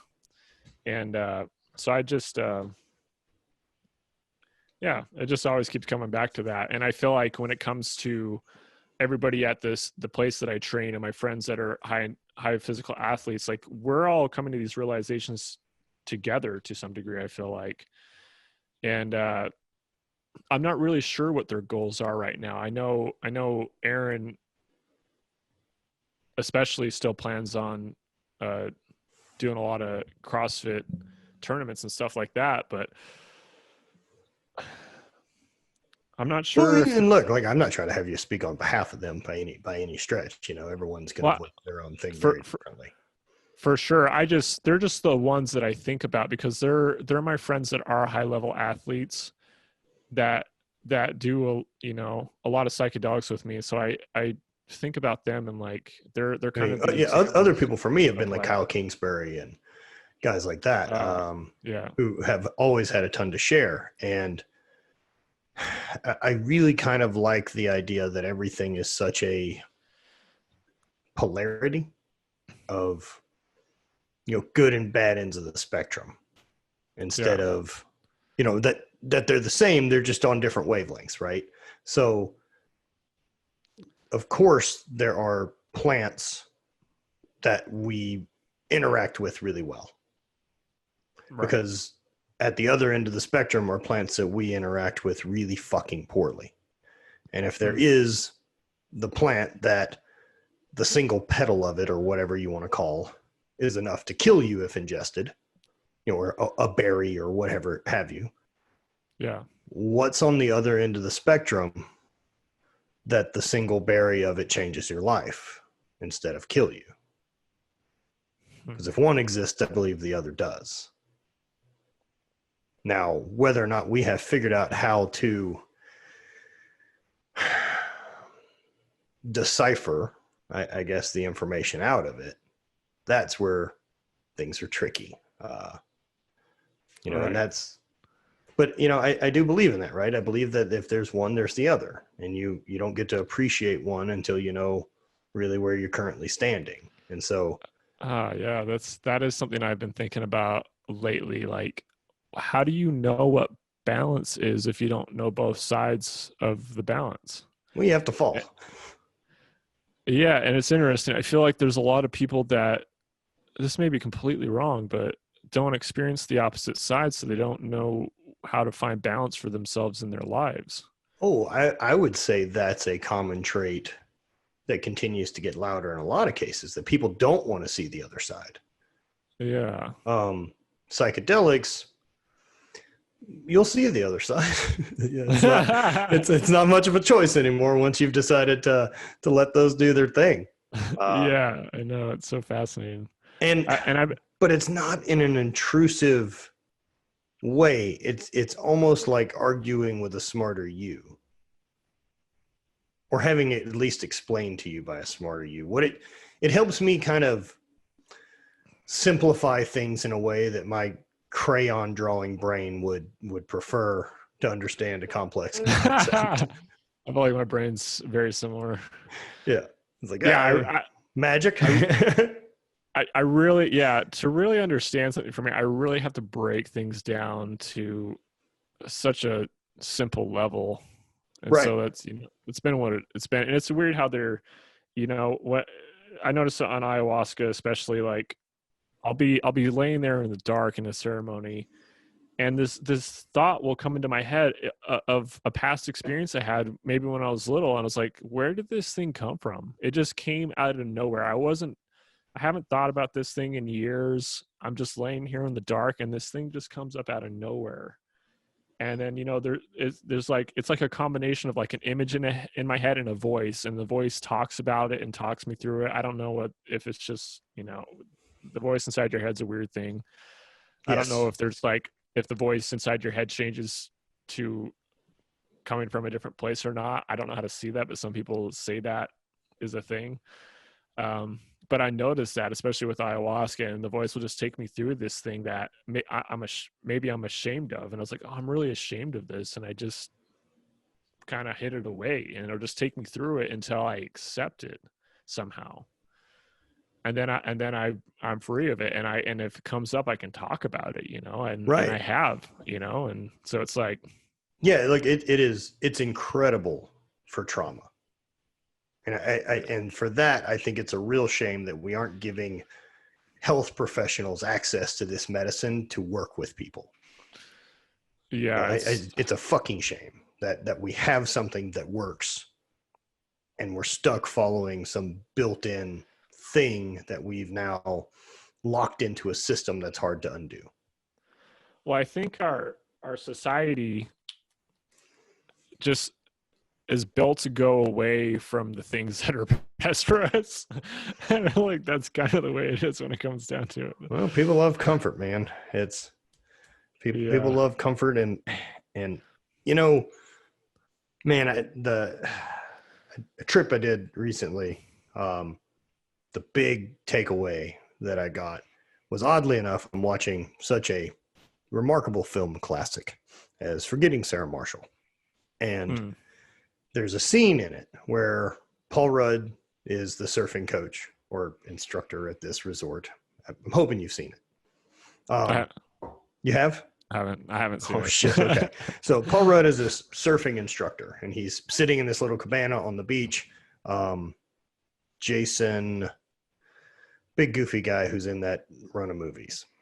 So this will end up be like a drunk history telling of the plot of Sarah Marshall now. I can remember no one's names. So he's there, and he's a bit depressed from a breakup, and so he's like, "Fuck it, I'll go try to learn to surf today." Right? Something to do when you're in Hawaii, and walks up to Paul Rudd, and Paul Rudd says to him, he's like, "You got a lot of sadness in your eyes, man."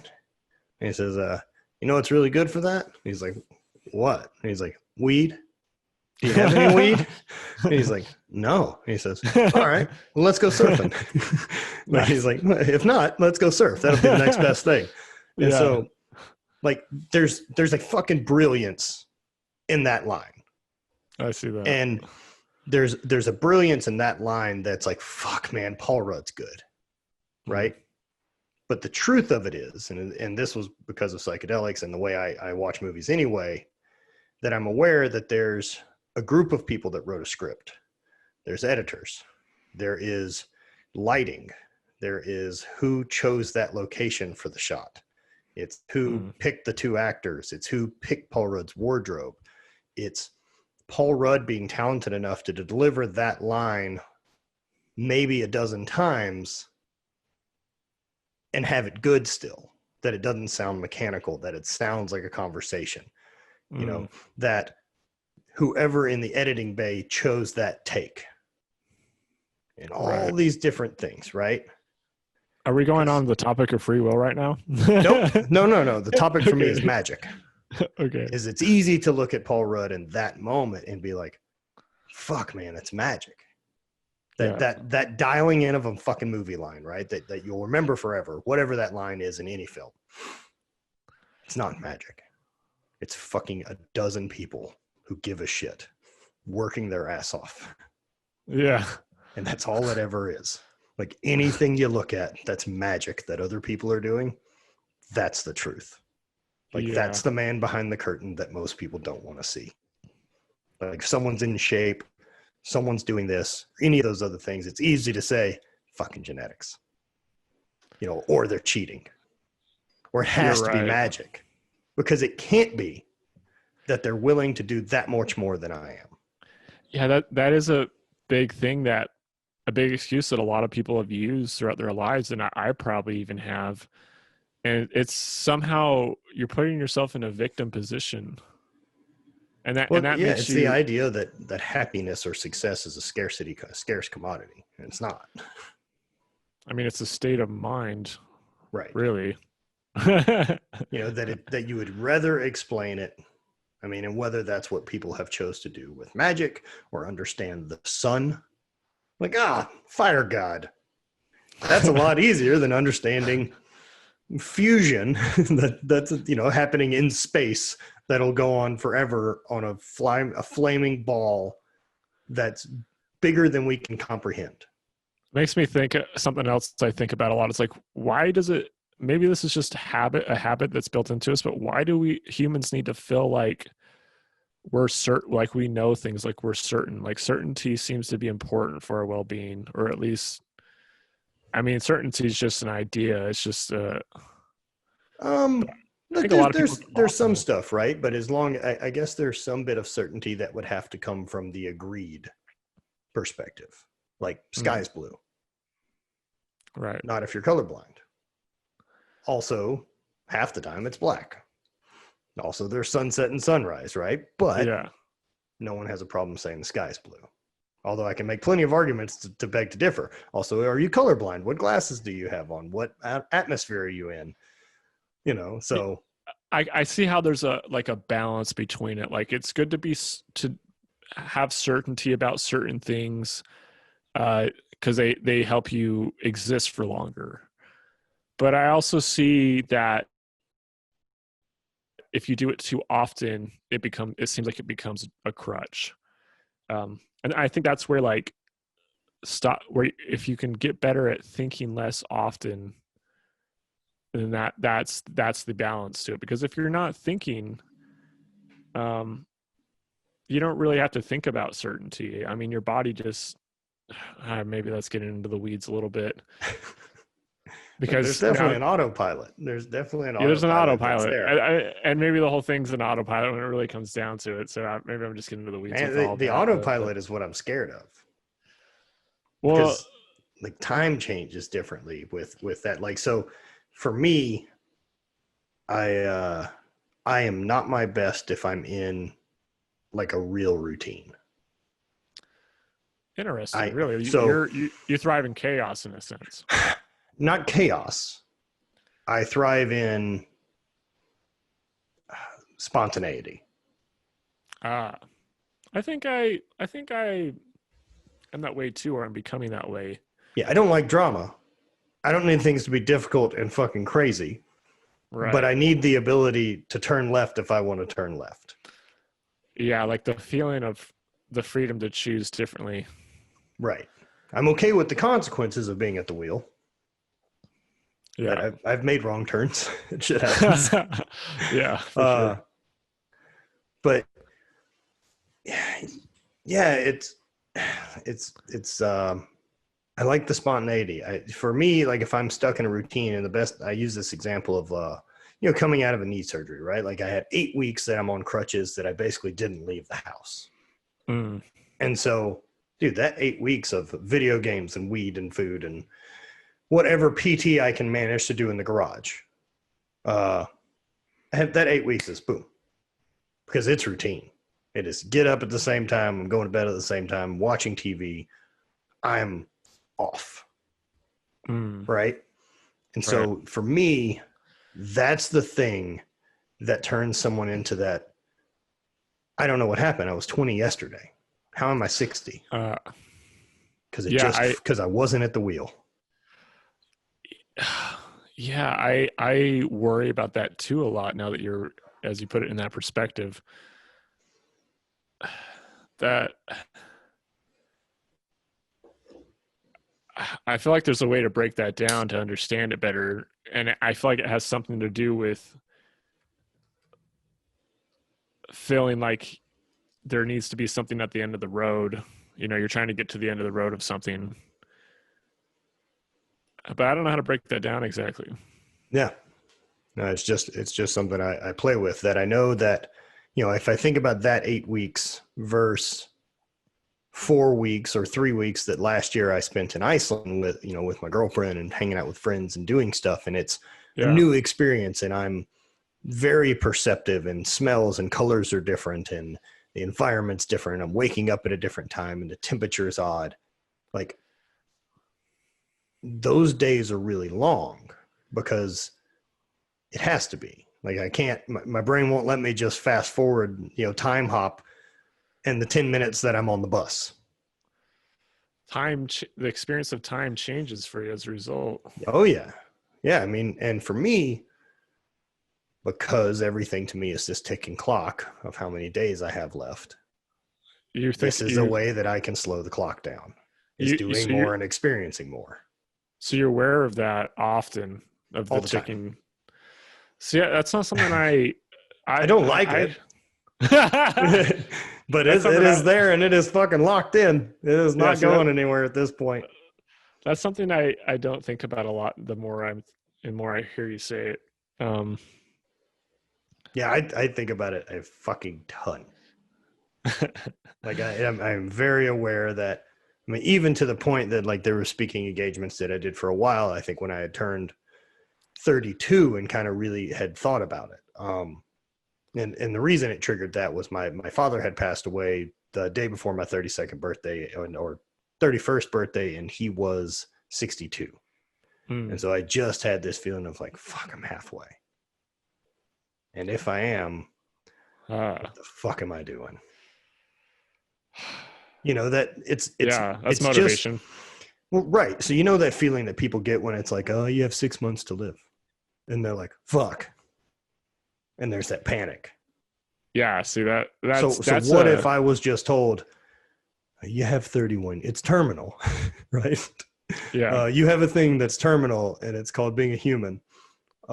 Sir, you have 31 years left to live. And I'm like, fuck, I've already lived 31 years. That feels like that went pretty quick. I should probably get doing some other shit. Yeah, I do wonder how I would react to that if somebody told me I only had a certain amount of time left to live. Like, what would I do differently? I'm not really sure. I feel like for me personally, I've been coming to a place of I want to do things because I feel like doing them. Like Yes. I like, in a sense, I don't want to do things because of I feel like of like a fearful reason, you know? And so that's been my struggle lately, is like, because I get in that all the time where I feel like I need to do this or I'm not gonna. It's FOMO, bro. That's what Yeah, it well, is. the fear response is a big one. You know, I think most people all the time operate on a fear response. Yeah, and I've been trying to notice that in myself, and it's fear of missing out. And so Yeah. and I think that's my fear of death is connected to that. I'm afraid of missing out on things. And so I've been attempting to be aware of when I'm feeling that. Like, I'll notice it at my friends at the nonprofit event center. Like, when they're doing things without me, I have this feeling of missing out. Like, I don't want to miss out. And it doesn't seem to, it's just a thought or something that makes me not feel good. And it's a fucking tough one. It's a tough one. Yeah. So I've been, go ahead.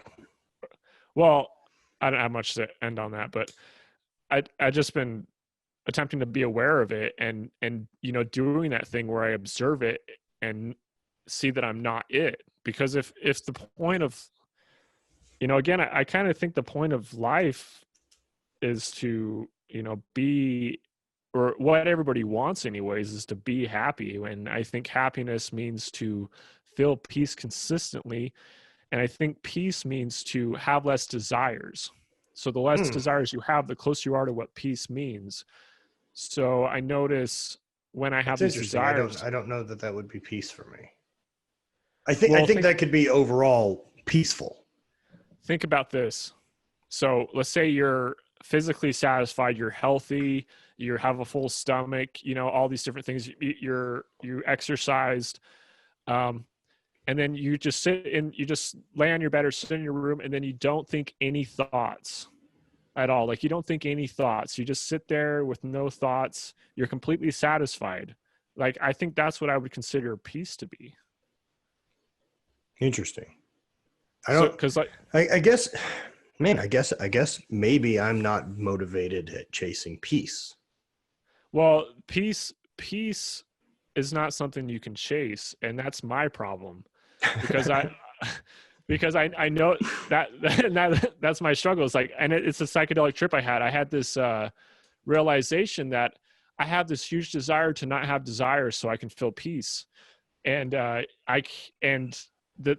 how you have peace is not doing anything. I think when it comes down to it, it's like you can't do something, and you can't try to do something, and you can't try not to do something. It's just being and accepting. And that's where the psychedelic trips come back in. Like, just accepting is how you get to peace. Like that's letting go of your desires, I think, somehow.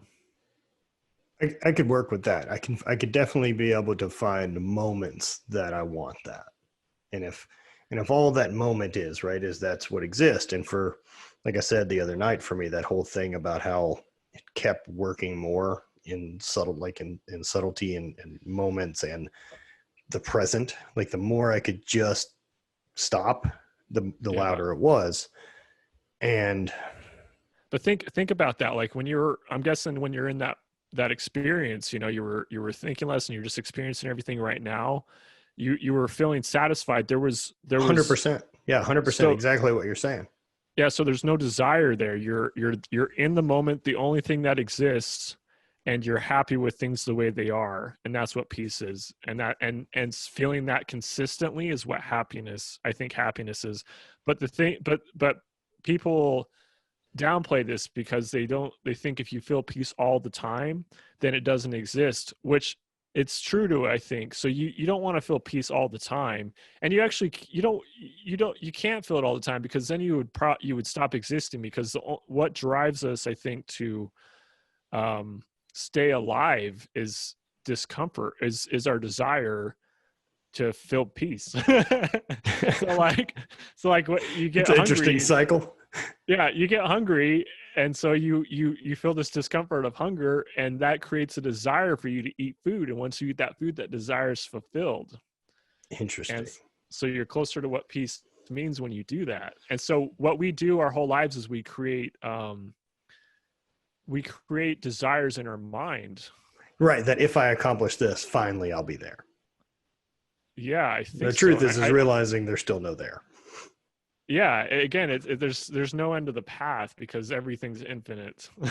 Right. Like in the same way that like there isn't in whatever enlightenment is. Like I believe one of the paradoxes of self-awareness or enlightenment, if you want to use the term, or anything else, is that almost the same way I would use the term entrepreneur within my life. That when I turned 22 and I opened a bike shop, and it was doing horribly. At that age, I was very, very interested in telling you I was an entrepreneur and how much of my shit I had together. And clearly I know some things and I'm kicking ass and so wise as a 22-year-old, right? Whereas now, and I run 5 or 6 businesses, I hate the fucking term. It's because I feel less of that now than I wanted to be then, in the same way that I feel the more enlightened you actually got, the less you'd be willing to say that you're enlightened. There's something way cooler about it. Right? That you're like, no, I've just realized I'm scratching the surface. It's something else I think about a lot. Like desperation is unattractive for some reason. And I think like fucking awful. Yeah. And for some reason, and I think that's what it is when you got to like tell people that you're a certain thing, you know, like it's just like, it just feels like a desperation for, you know, attention in a sense. Sure. Which I'm a huge, when I get into autopilot, man, and I look back on some of the experiences I had, I just tell people how awesome people think I am. And like, I don't even know if it's true or not, but like, I just totally get into this thing, man. It's just it's like, I need to feel like I'm important and I need people to know that. Yeah. That's a fucking weird game the ego plays. Yeah. It seems that for me, psychedelics allow me to be more in on the joke of like, what are you doing? And like laugh at yourself of like, fuck, I totally do that, don't I? Why does it feel so good to get to a place where you realize that it's a joke and you laugh? That laughing just feels so good for some reason. Because none of it fucking matters. Because that's part of how I feel about it. Because none of it fucking matters. Because we're on a spinning rock in the middle of the universe that's been here for 14 billion years, and I get probably 80 years. Right. It doesn't fucking matter. So I may as well enjoy it. Yeah. It is that, man. And it's like some sort of released. I'm thinking about like how it feels when I laugh. It's like some sort of release somehow. You just, it goes back to accepting and letting go somehow. Yeah. Fuck. Have you gotten any of the kind of like feeling of everything being a simulation? Any of that? That's been recent now. The last couple trips have popped up everything's a simulation for me. That's funny. It's been that way lately for me more than it ever has. I had this experience a couple months ago with ayahuasca where I felt like I was being ripped out of this human experience, and like I was about to be pulled out of that, you know, like with the Matrix, in the Matrix when the guy gets pulled out of his cell and all the plugs come out of him. I felt like that's what was happening to me, and it was too scary, and I was trying to let go even though it was so scary feeling, and I just couldn't, and then I just came back, and it was and I was seeing visuals, but they weren't like geometrical colorful shapes. It was something I can't even describe what I was seeing. I don't know what to make of it. Right. So mine ended up being far more playful. As And so I've set my basement up, and I've got I bought 2 of these like 6-foot bean bags, and then I've got a big TV down there, and then I've lit it with a bunch of neon and just different colored like pink lights. And so hanging out down there, it's fantastic. It's cold. It's a place I can wear a hoodie and just be as cozy and dive deep into whatever it is I want to get loose on. And so as I'm laying there and like I'm playing video games, and I've got like bikes I've purchased, and they're in the basement lined up on the wall, I just was kind of laughing, and I'm like, holy fuck, like if my life is someone who's a level out playing The Sims, man, I'm super glad this is the life and house you chose, and not putting me in an office 5 days a week. Oh man. Like, thanks, man. Like, whatever you're doing, let's fucking keep going this way, because this is super fun. Like, having this gratitude for it, and then like That's awesome. this other appreciation of just like my avatar, that I'm this fucking strong human that's been able to accomplish these things physically, and like looking at it, I'm like, fucking good choice, man. We're doing okay, right? But Yeah. then kind of what came from that is, if it is a simulation or it isn't, it doesn't really make any difference. We're all should be kind of treating this like a role-playing game. Like, you should be acquiring skill points and experience to figure out how to level up. You know, that Right. you built strength to level up, to be more resistant, to fight bigger enemies, to conquer bigger things, to do all this. And so even cooler is that in the way that playing a video game, I can change my avatar to be big muscly guy or fucking whatever I want it to be. I can do that with this. It just has to happen in real time. You know, like, I can make this thing weigh 300 pounds if I want. There's a combination of things that equal that turns into that. And you can do it. No different than losing weight or getting in shape. That it's all right, cool. So I'll have to acquire, experience points in conditioning. I have to acquire nutrition and like better food, on the polarity side of food. You pick the ones on the good end. I love RPGs, man. Right. I hate turn-based fighting, but yeah, like, same. I just had this fucking feeling of like, if this thing is a simulation, I'm having a fucking great time. Like, I'm stoked on the dude driving mine. I noticed whatever it is driving this. Yeah, I noticed that as you talk about your experiences, you talk about gratitude a lot, man. I think that's super cool. Sounds like you are a very grateful person, and I feel like that's something I struggle with. And I don't think it's always been. Well, a person a facilitator I drink ayahuasca with, his one of his biggest takes that he likes to leave people with is gratitude transforms. And I feel like I've gotten to places where I understand that, and at the very least I've experienced it. Like, just saying the things I'm grateful for just transforms the way you feel for some reason. For sure. I don't know if it's fucking dopamine reaction or whatever it is from a warm fuzzy memory, or what oxytocin or anything else that we get, right? Whatever chemical that we already produce. Yeah. We should just get more of. Yeah, maybe not. Maybe so. Man, I was listening to something the other day, and I guess one of the ways that they were trying to treat Parkinson's early on was essentially with a like insulin pump, but with dopamine.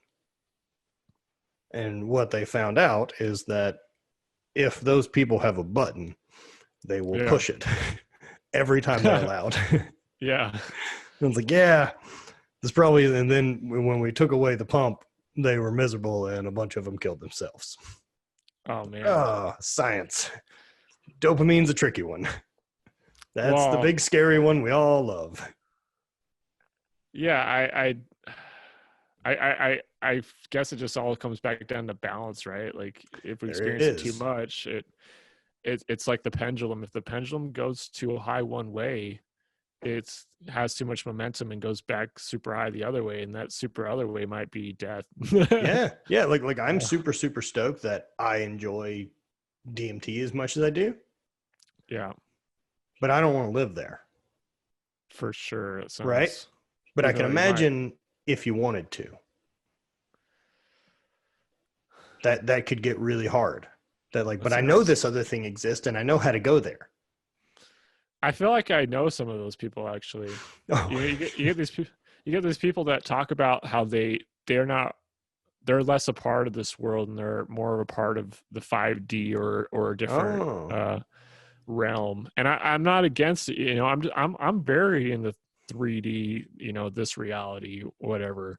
I'm very in it. Like I feel like more grounded than I've ever been. But there's these other people that are very like they don't feel like they're humans. They're from a different planet. I mean, granted, I could see how everybody could see it that way if they practice being the observer more often, sure. but these people are very into it, and it's really weird to me to see them because I don't have that kind of experience at all, and I feel like those people might be more ones that are seeking to leave to that other realm. Yeah. Yeah. I mean, look, man, first time I did DMT, I remember immediately thinking, oh, I need to have this around at all times. Like this is a short trip that doesn't seem to have a negative repercussion on the back end. Like this needs to be a thing that I have around that if I feel like it, I can blast off. And then, Yeah. and I've acquired. And so I don't use it that way. Like the first time I did it, I was like, oh man, this is something I'm going to do a lot, but you don't because Yeah. because it's a lot, man. It is not Yeah. it is not just a fucking punch out. Like, Yeah. It's again, you know, it's such a, I think everything is enjoyable if you can build into, well, I take that back. I was going to say, I think everything's enjoyable if you build into it slow enough. I don't know. I don't think that's actually true. I don't know, some people are into fisting. I guess they didn't start there. Yeah, for real. I think there's definitely a build up to that. Right. It's not magic. Like It's hard work done by people for a long time. Yeah. I can only imagine. But DMT's like getting fisted without the warm up to some degree.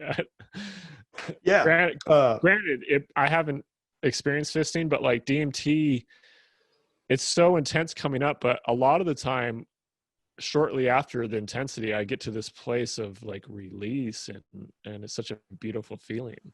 Yeah. And For me, it was that like I felt this electricity through my body upon takeoff. And then like I had headphones on and had an eye mask on to block out light. And I was just surrounded by this kaleidoscope of geometric shapes and rainbow colors and love. I don't have a better way to describe it other than love. it's beautiful, man. I like hearing how people describe love. And then I just felt welcome and home and a good place. And then like, so as it came out of it, I went back in for another round and I definitely encountered some type of an entity. Whoa.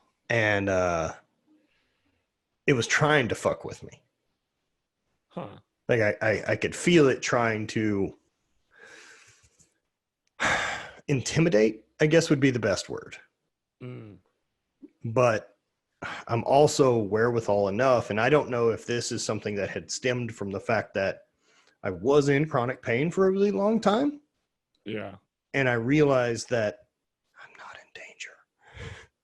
And so this thing trying to intimidate me, I'm like, I'm fine, man. Okay. I can't explain to you how little I'm concerned about the damage you're going to cause me. Like I'm laying on a couch in a living room right now. And so I just found it hilarious.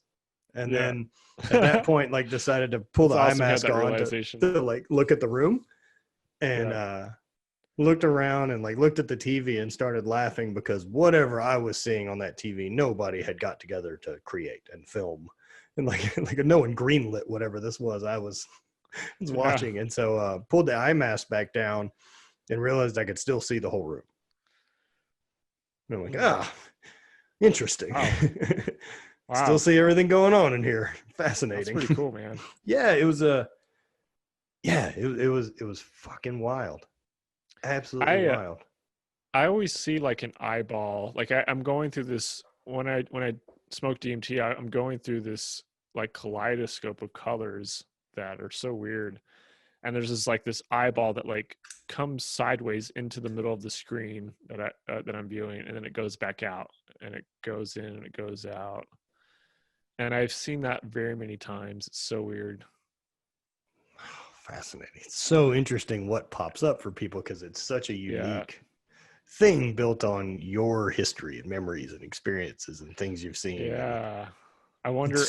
I wonder what's triggering what. I don't get it. One of my favorite things I've been doing as an experiment, while pretty cooked up, like if we're, things are kind of winding down and you're still in it to where like, you can get lost staring at a fire.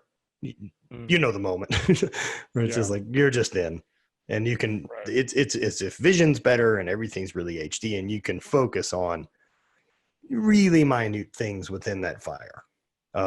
One of my favorite things to do now is with the group I'm with, I'm trying to communicate for all of us to look at the same thing, but you're not allowed to point. So you have to try to direct everyone there verbally.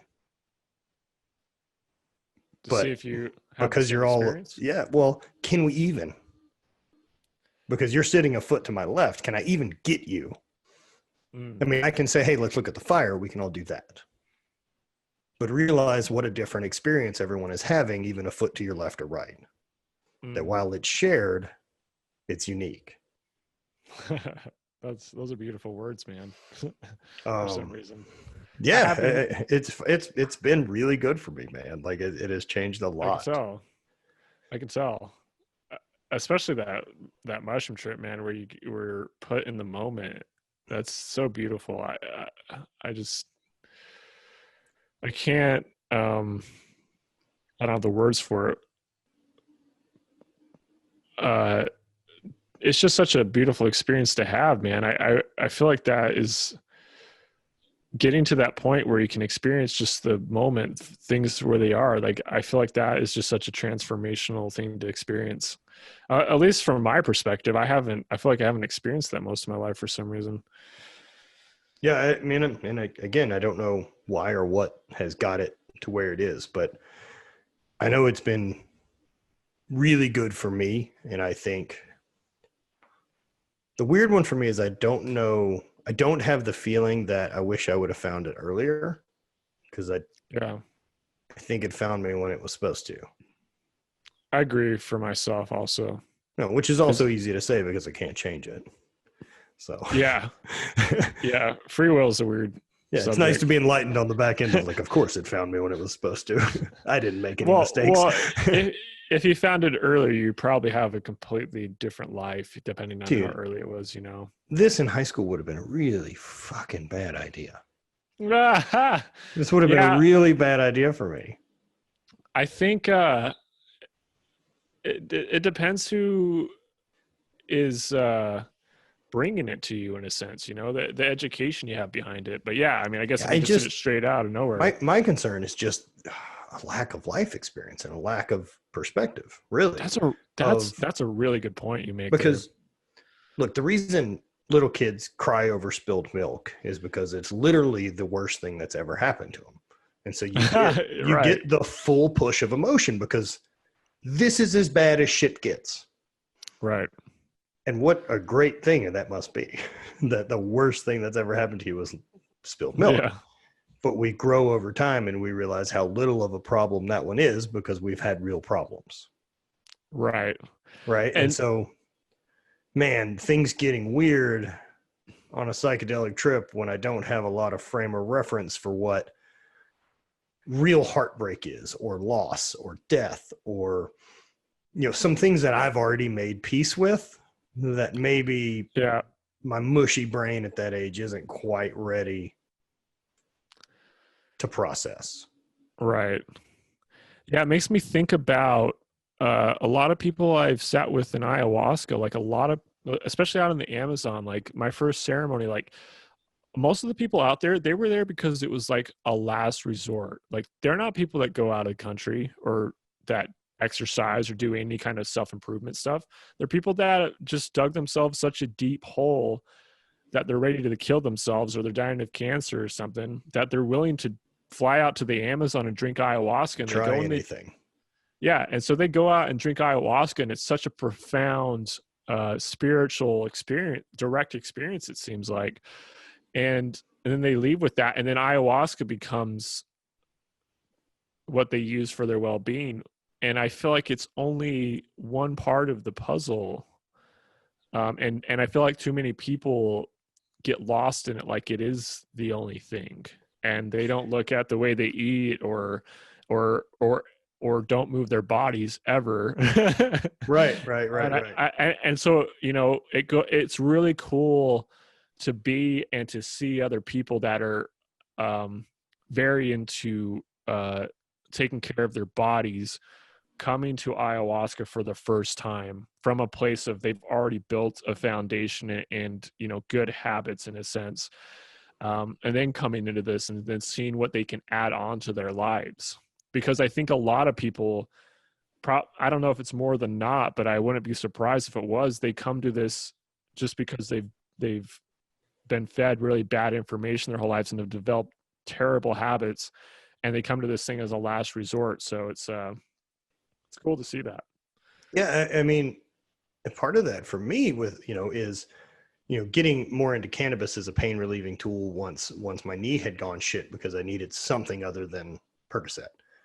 And kind of once I had started becoming someone who smokes every day, I just remember having this feeling of like, why is this illegal? What the fuck are you protecting me from? From good times and like laughing and my knee not hurting as bad?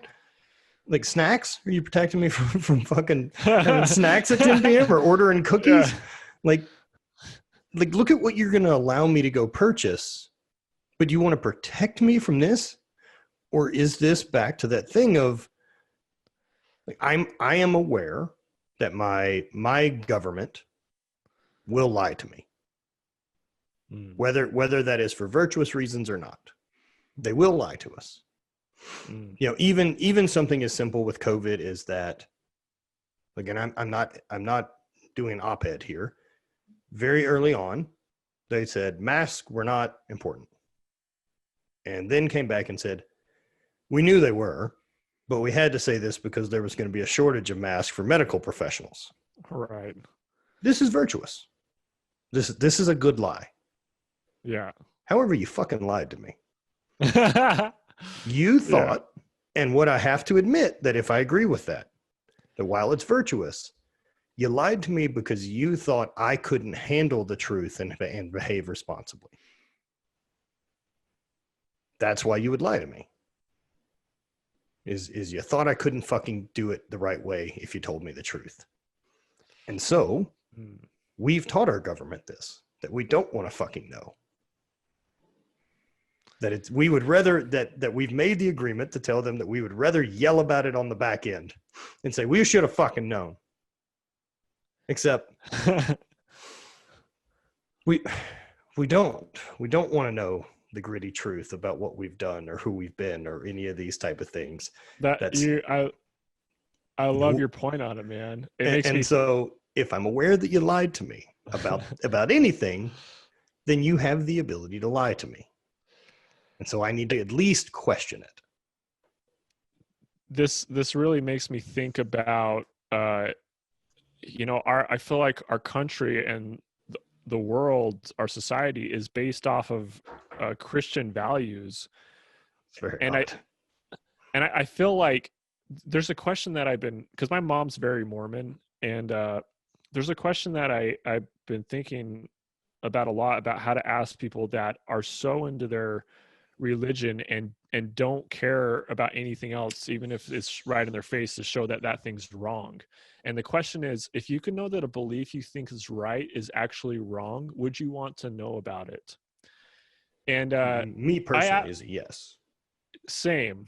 I like to think it applies to me in every way. I only know when it gets there, but I guess as soon as the awareness comes, then I change the way I think about something automatically. But I asked my mom this question, and she's never thought about it before. She's like, I don't know, actually, because she was born, you know, in this religion, believing it her whole life, teaching all of her kids and everybody that it's the way, you know? And I think that applies, that transfers over to, you know, again, if our world is built off of Christian values in a lot of ways, that belief, that question needs to be asked, because I think that way of thinking, like, we just try and reinforce our beliefs to be facts without trying to see if they're wrong.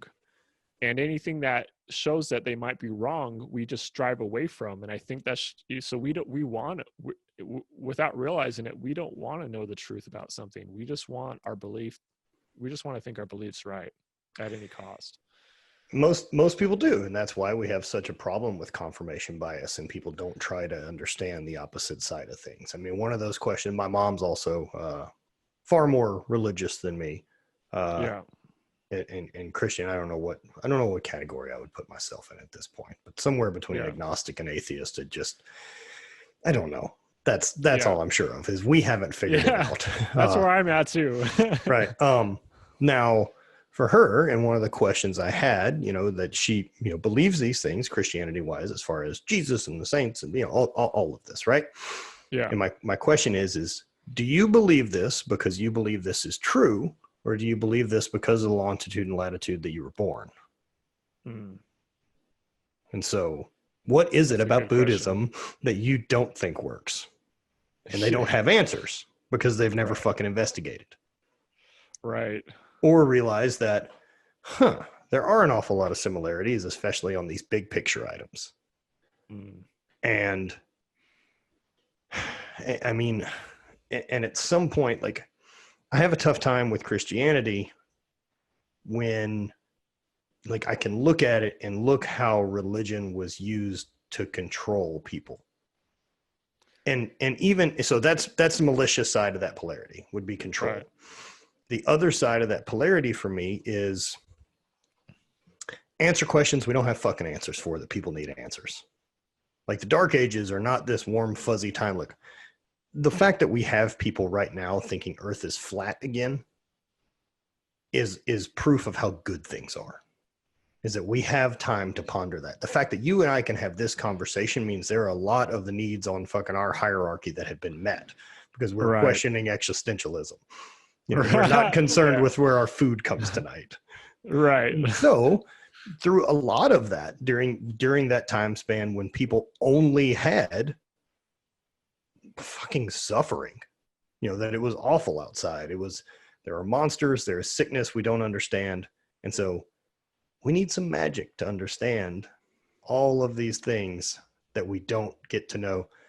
Oh, it's not magic.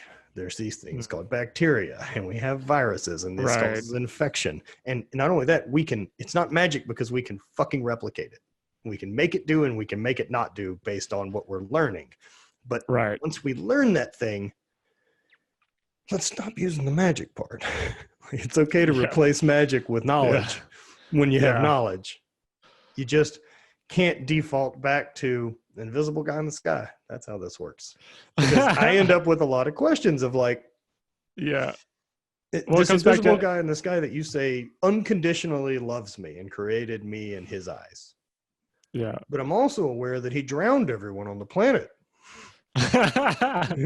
he's like, one of the worst characters in all of fiction is God in the Old Testament.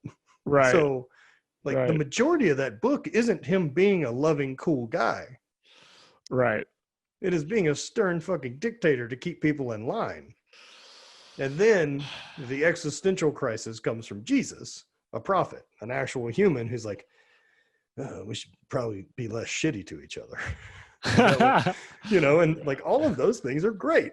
You know, they're all great concepts. There's nothing there that was just bonkers.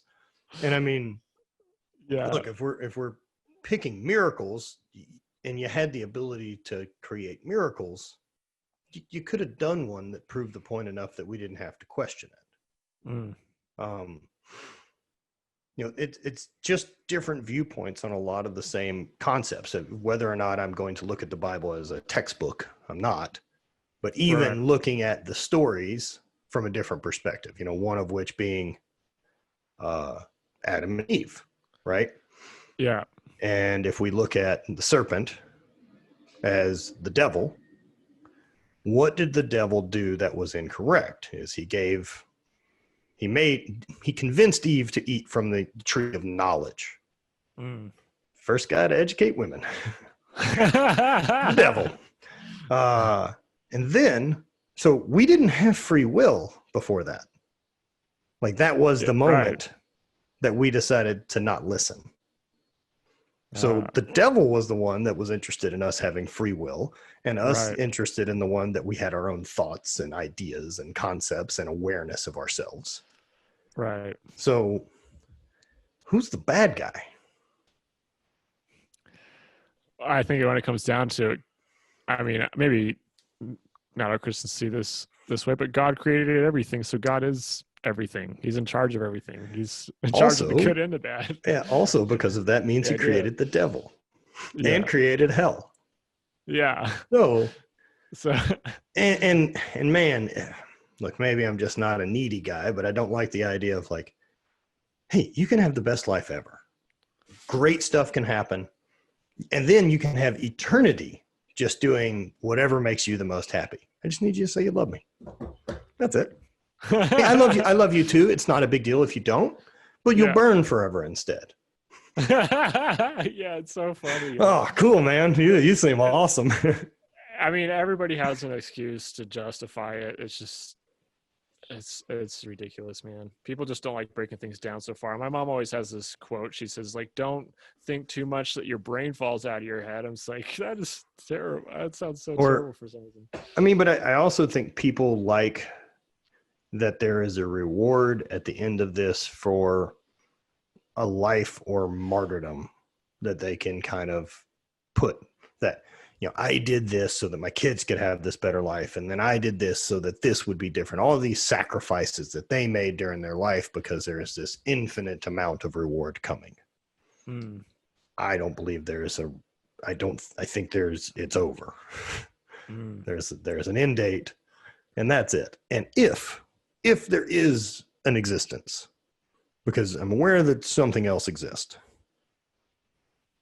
perhaps all I get to bring with me there is my experiences. So I'm going to try to bring a bunch. Yeah, I just can't believe that the heaven or hell thing is the way it is. Yeah, people just don't like breaking it down. You think they would, but again, I think it's just people just want to reinforce their beliefs instead of seeing if they're wrong.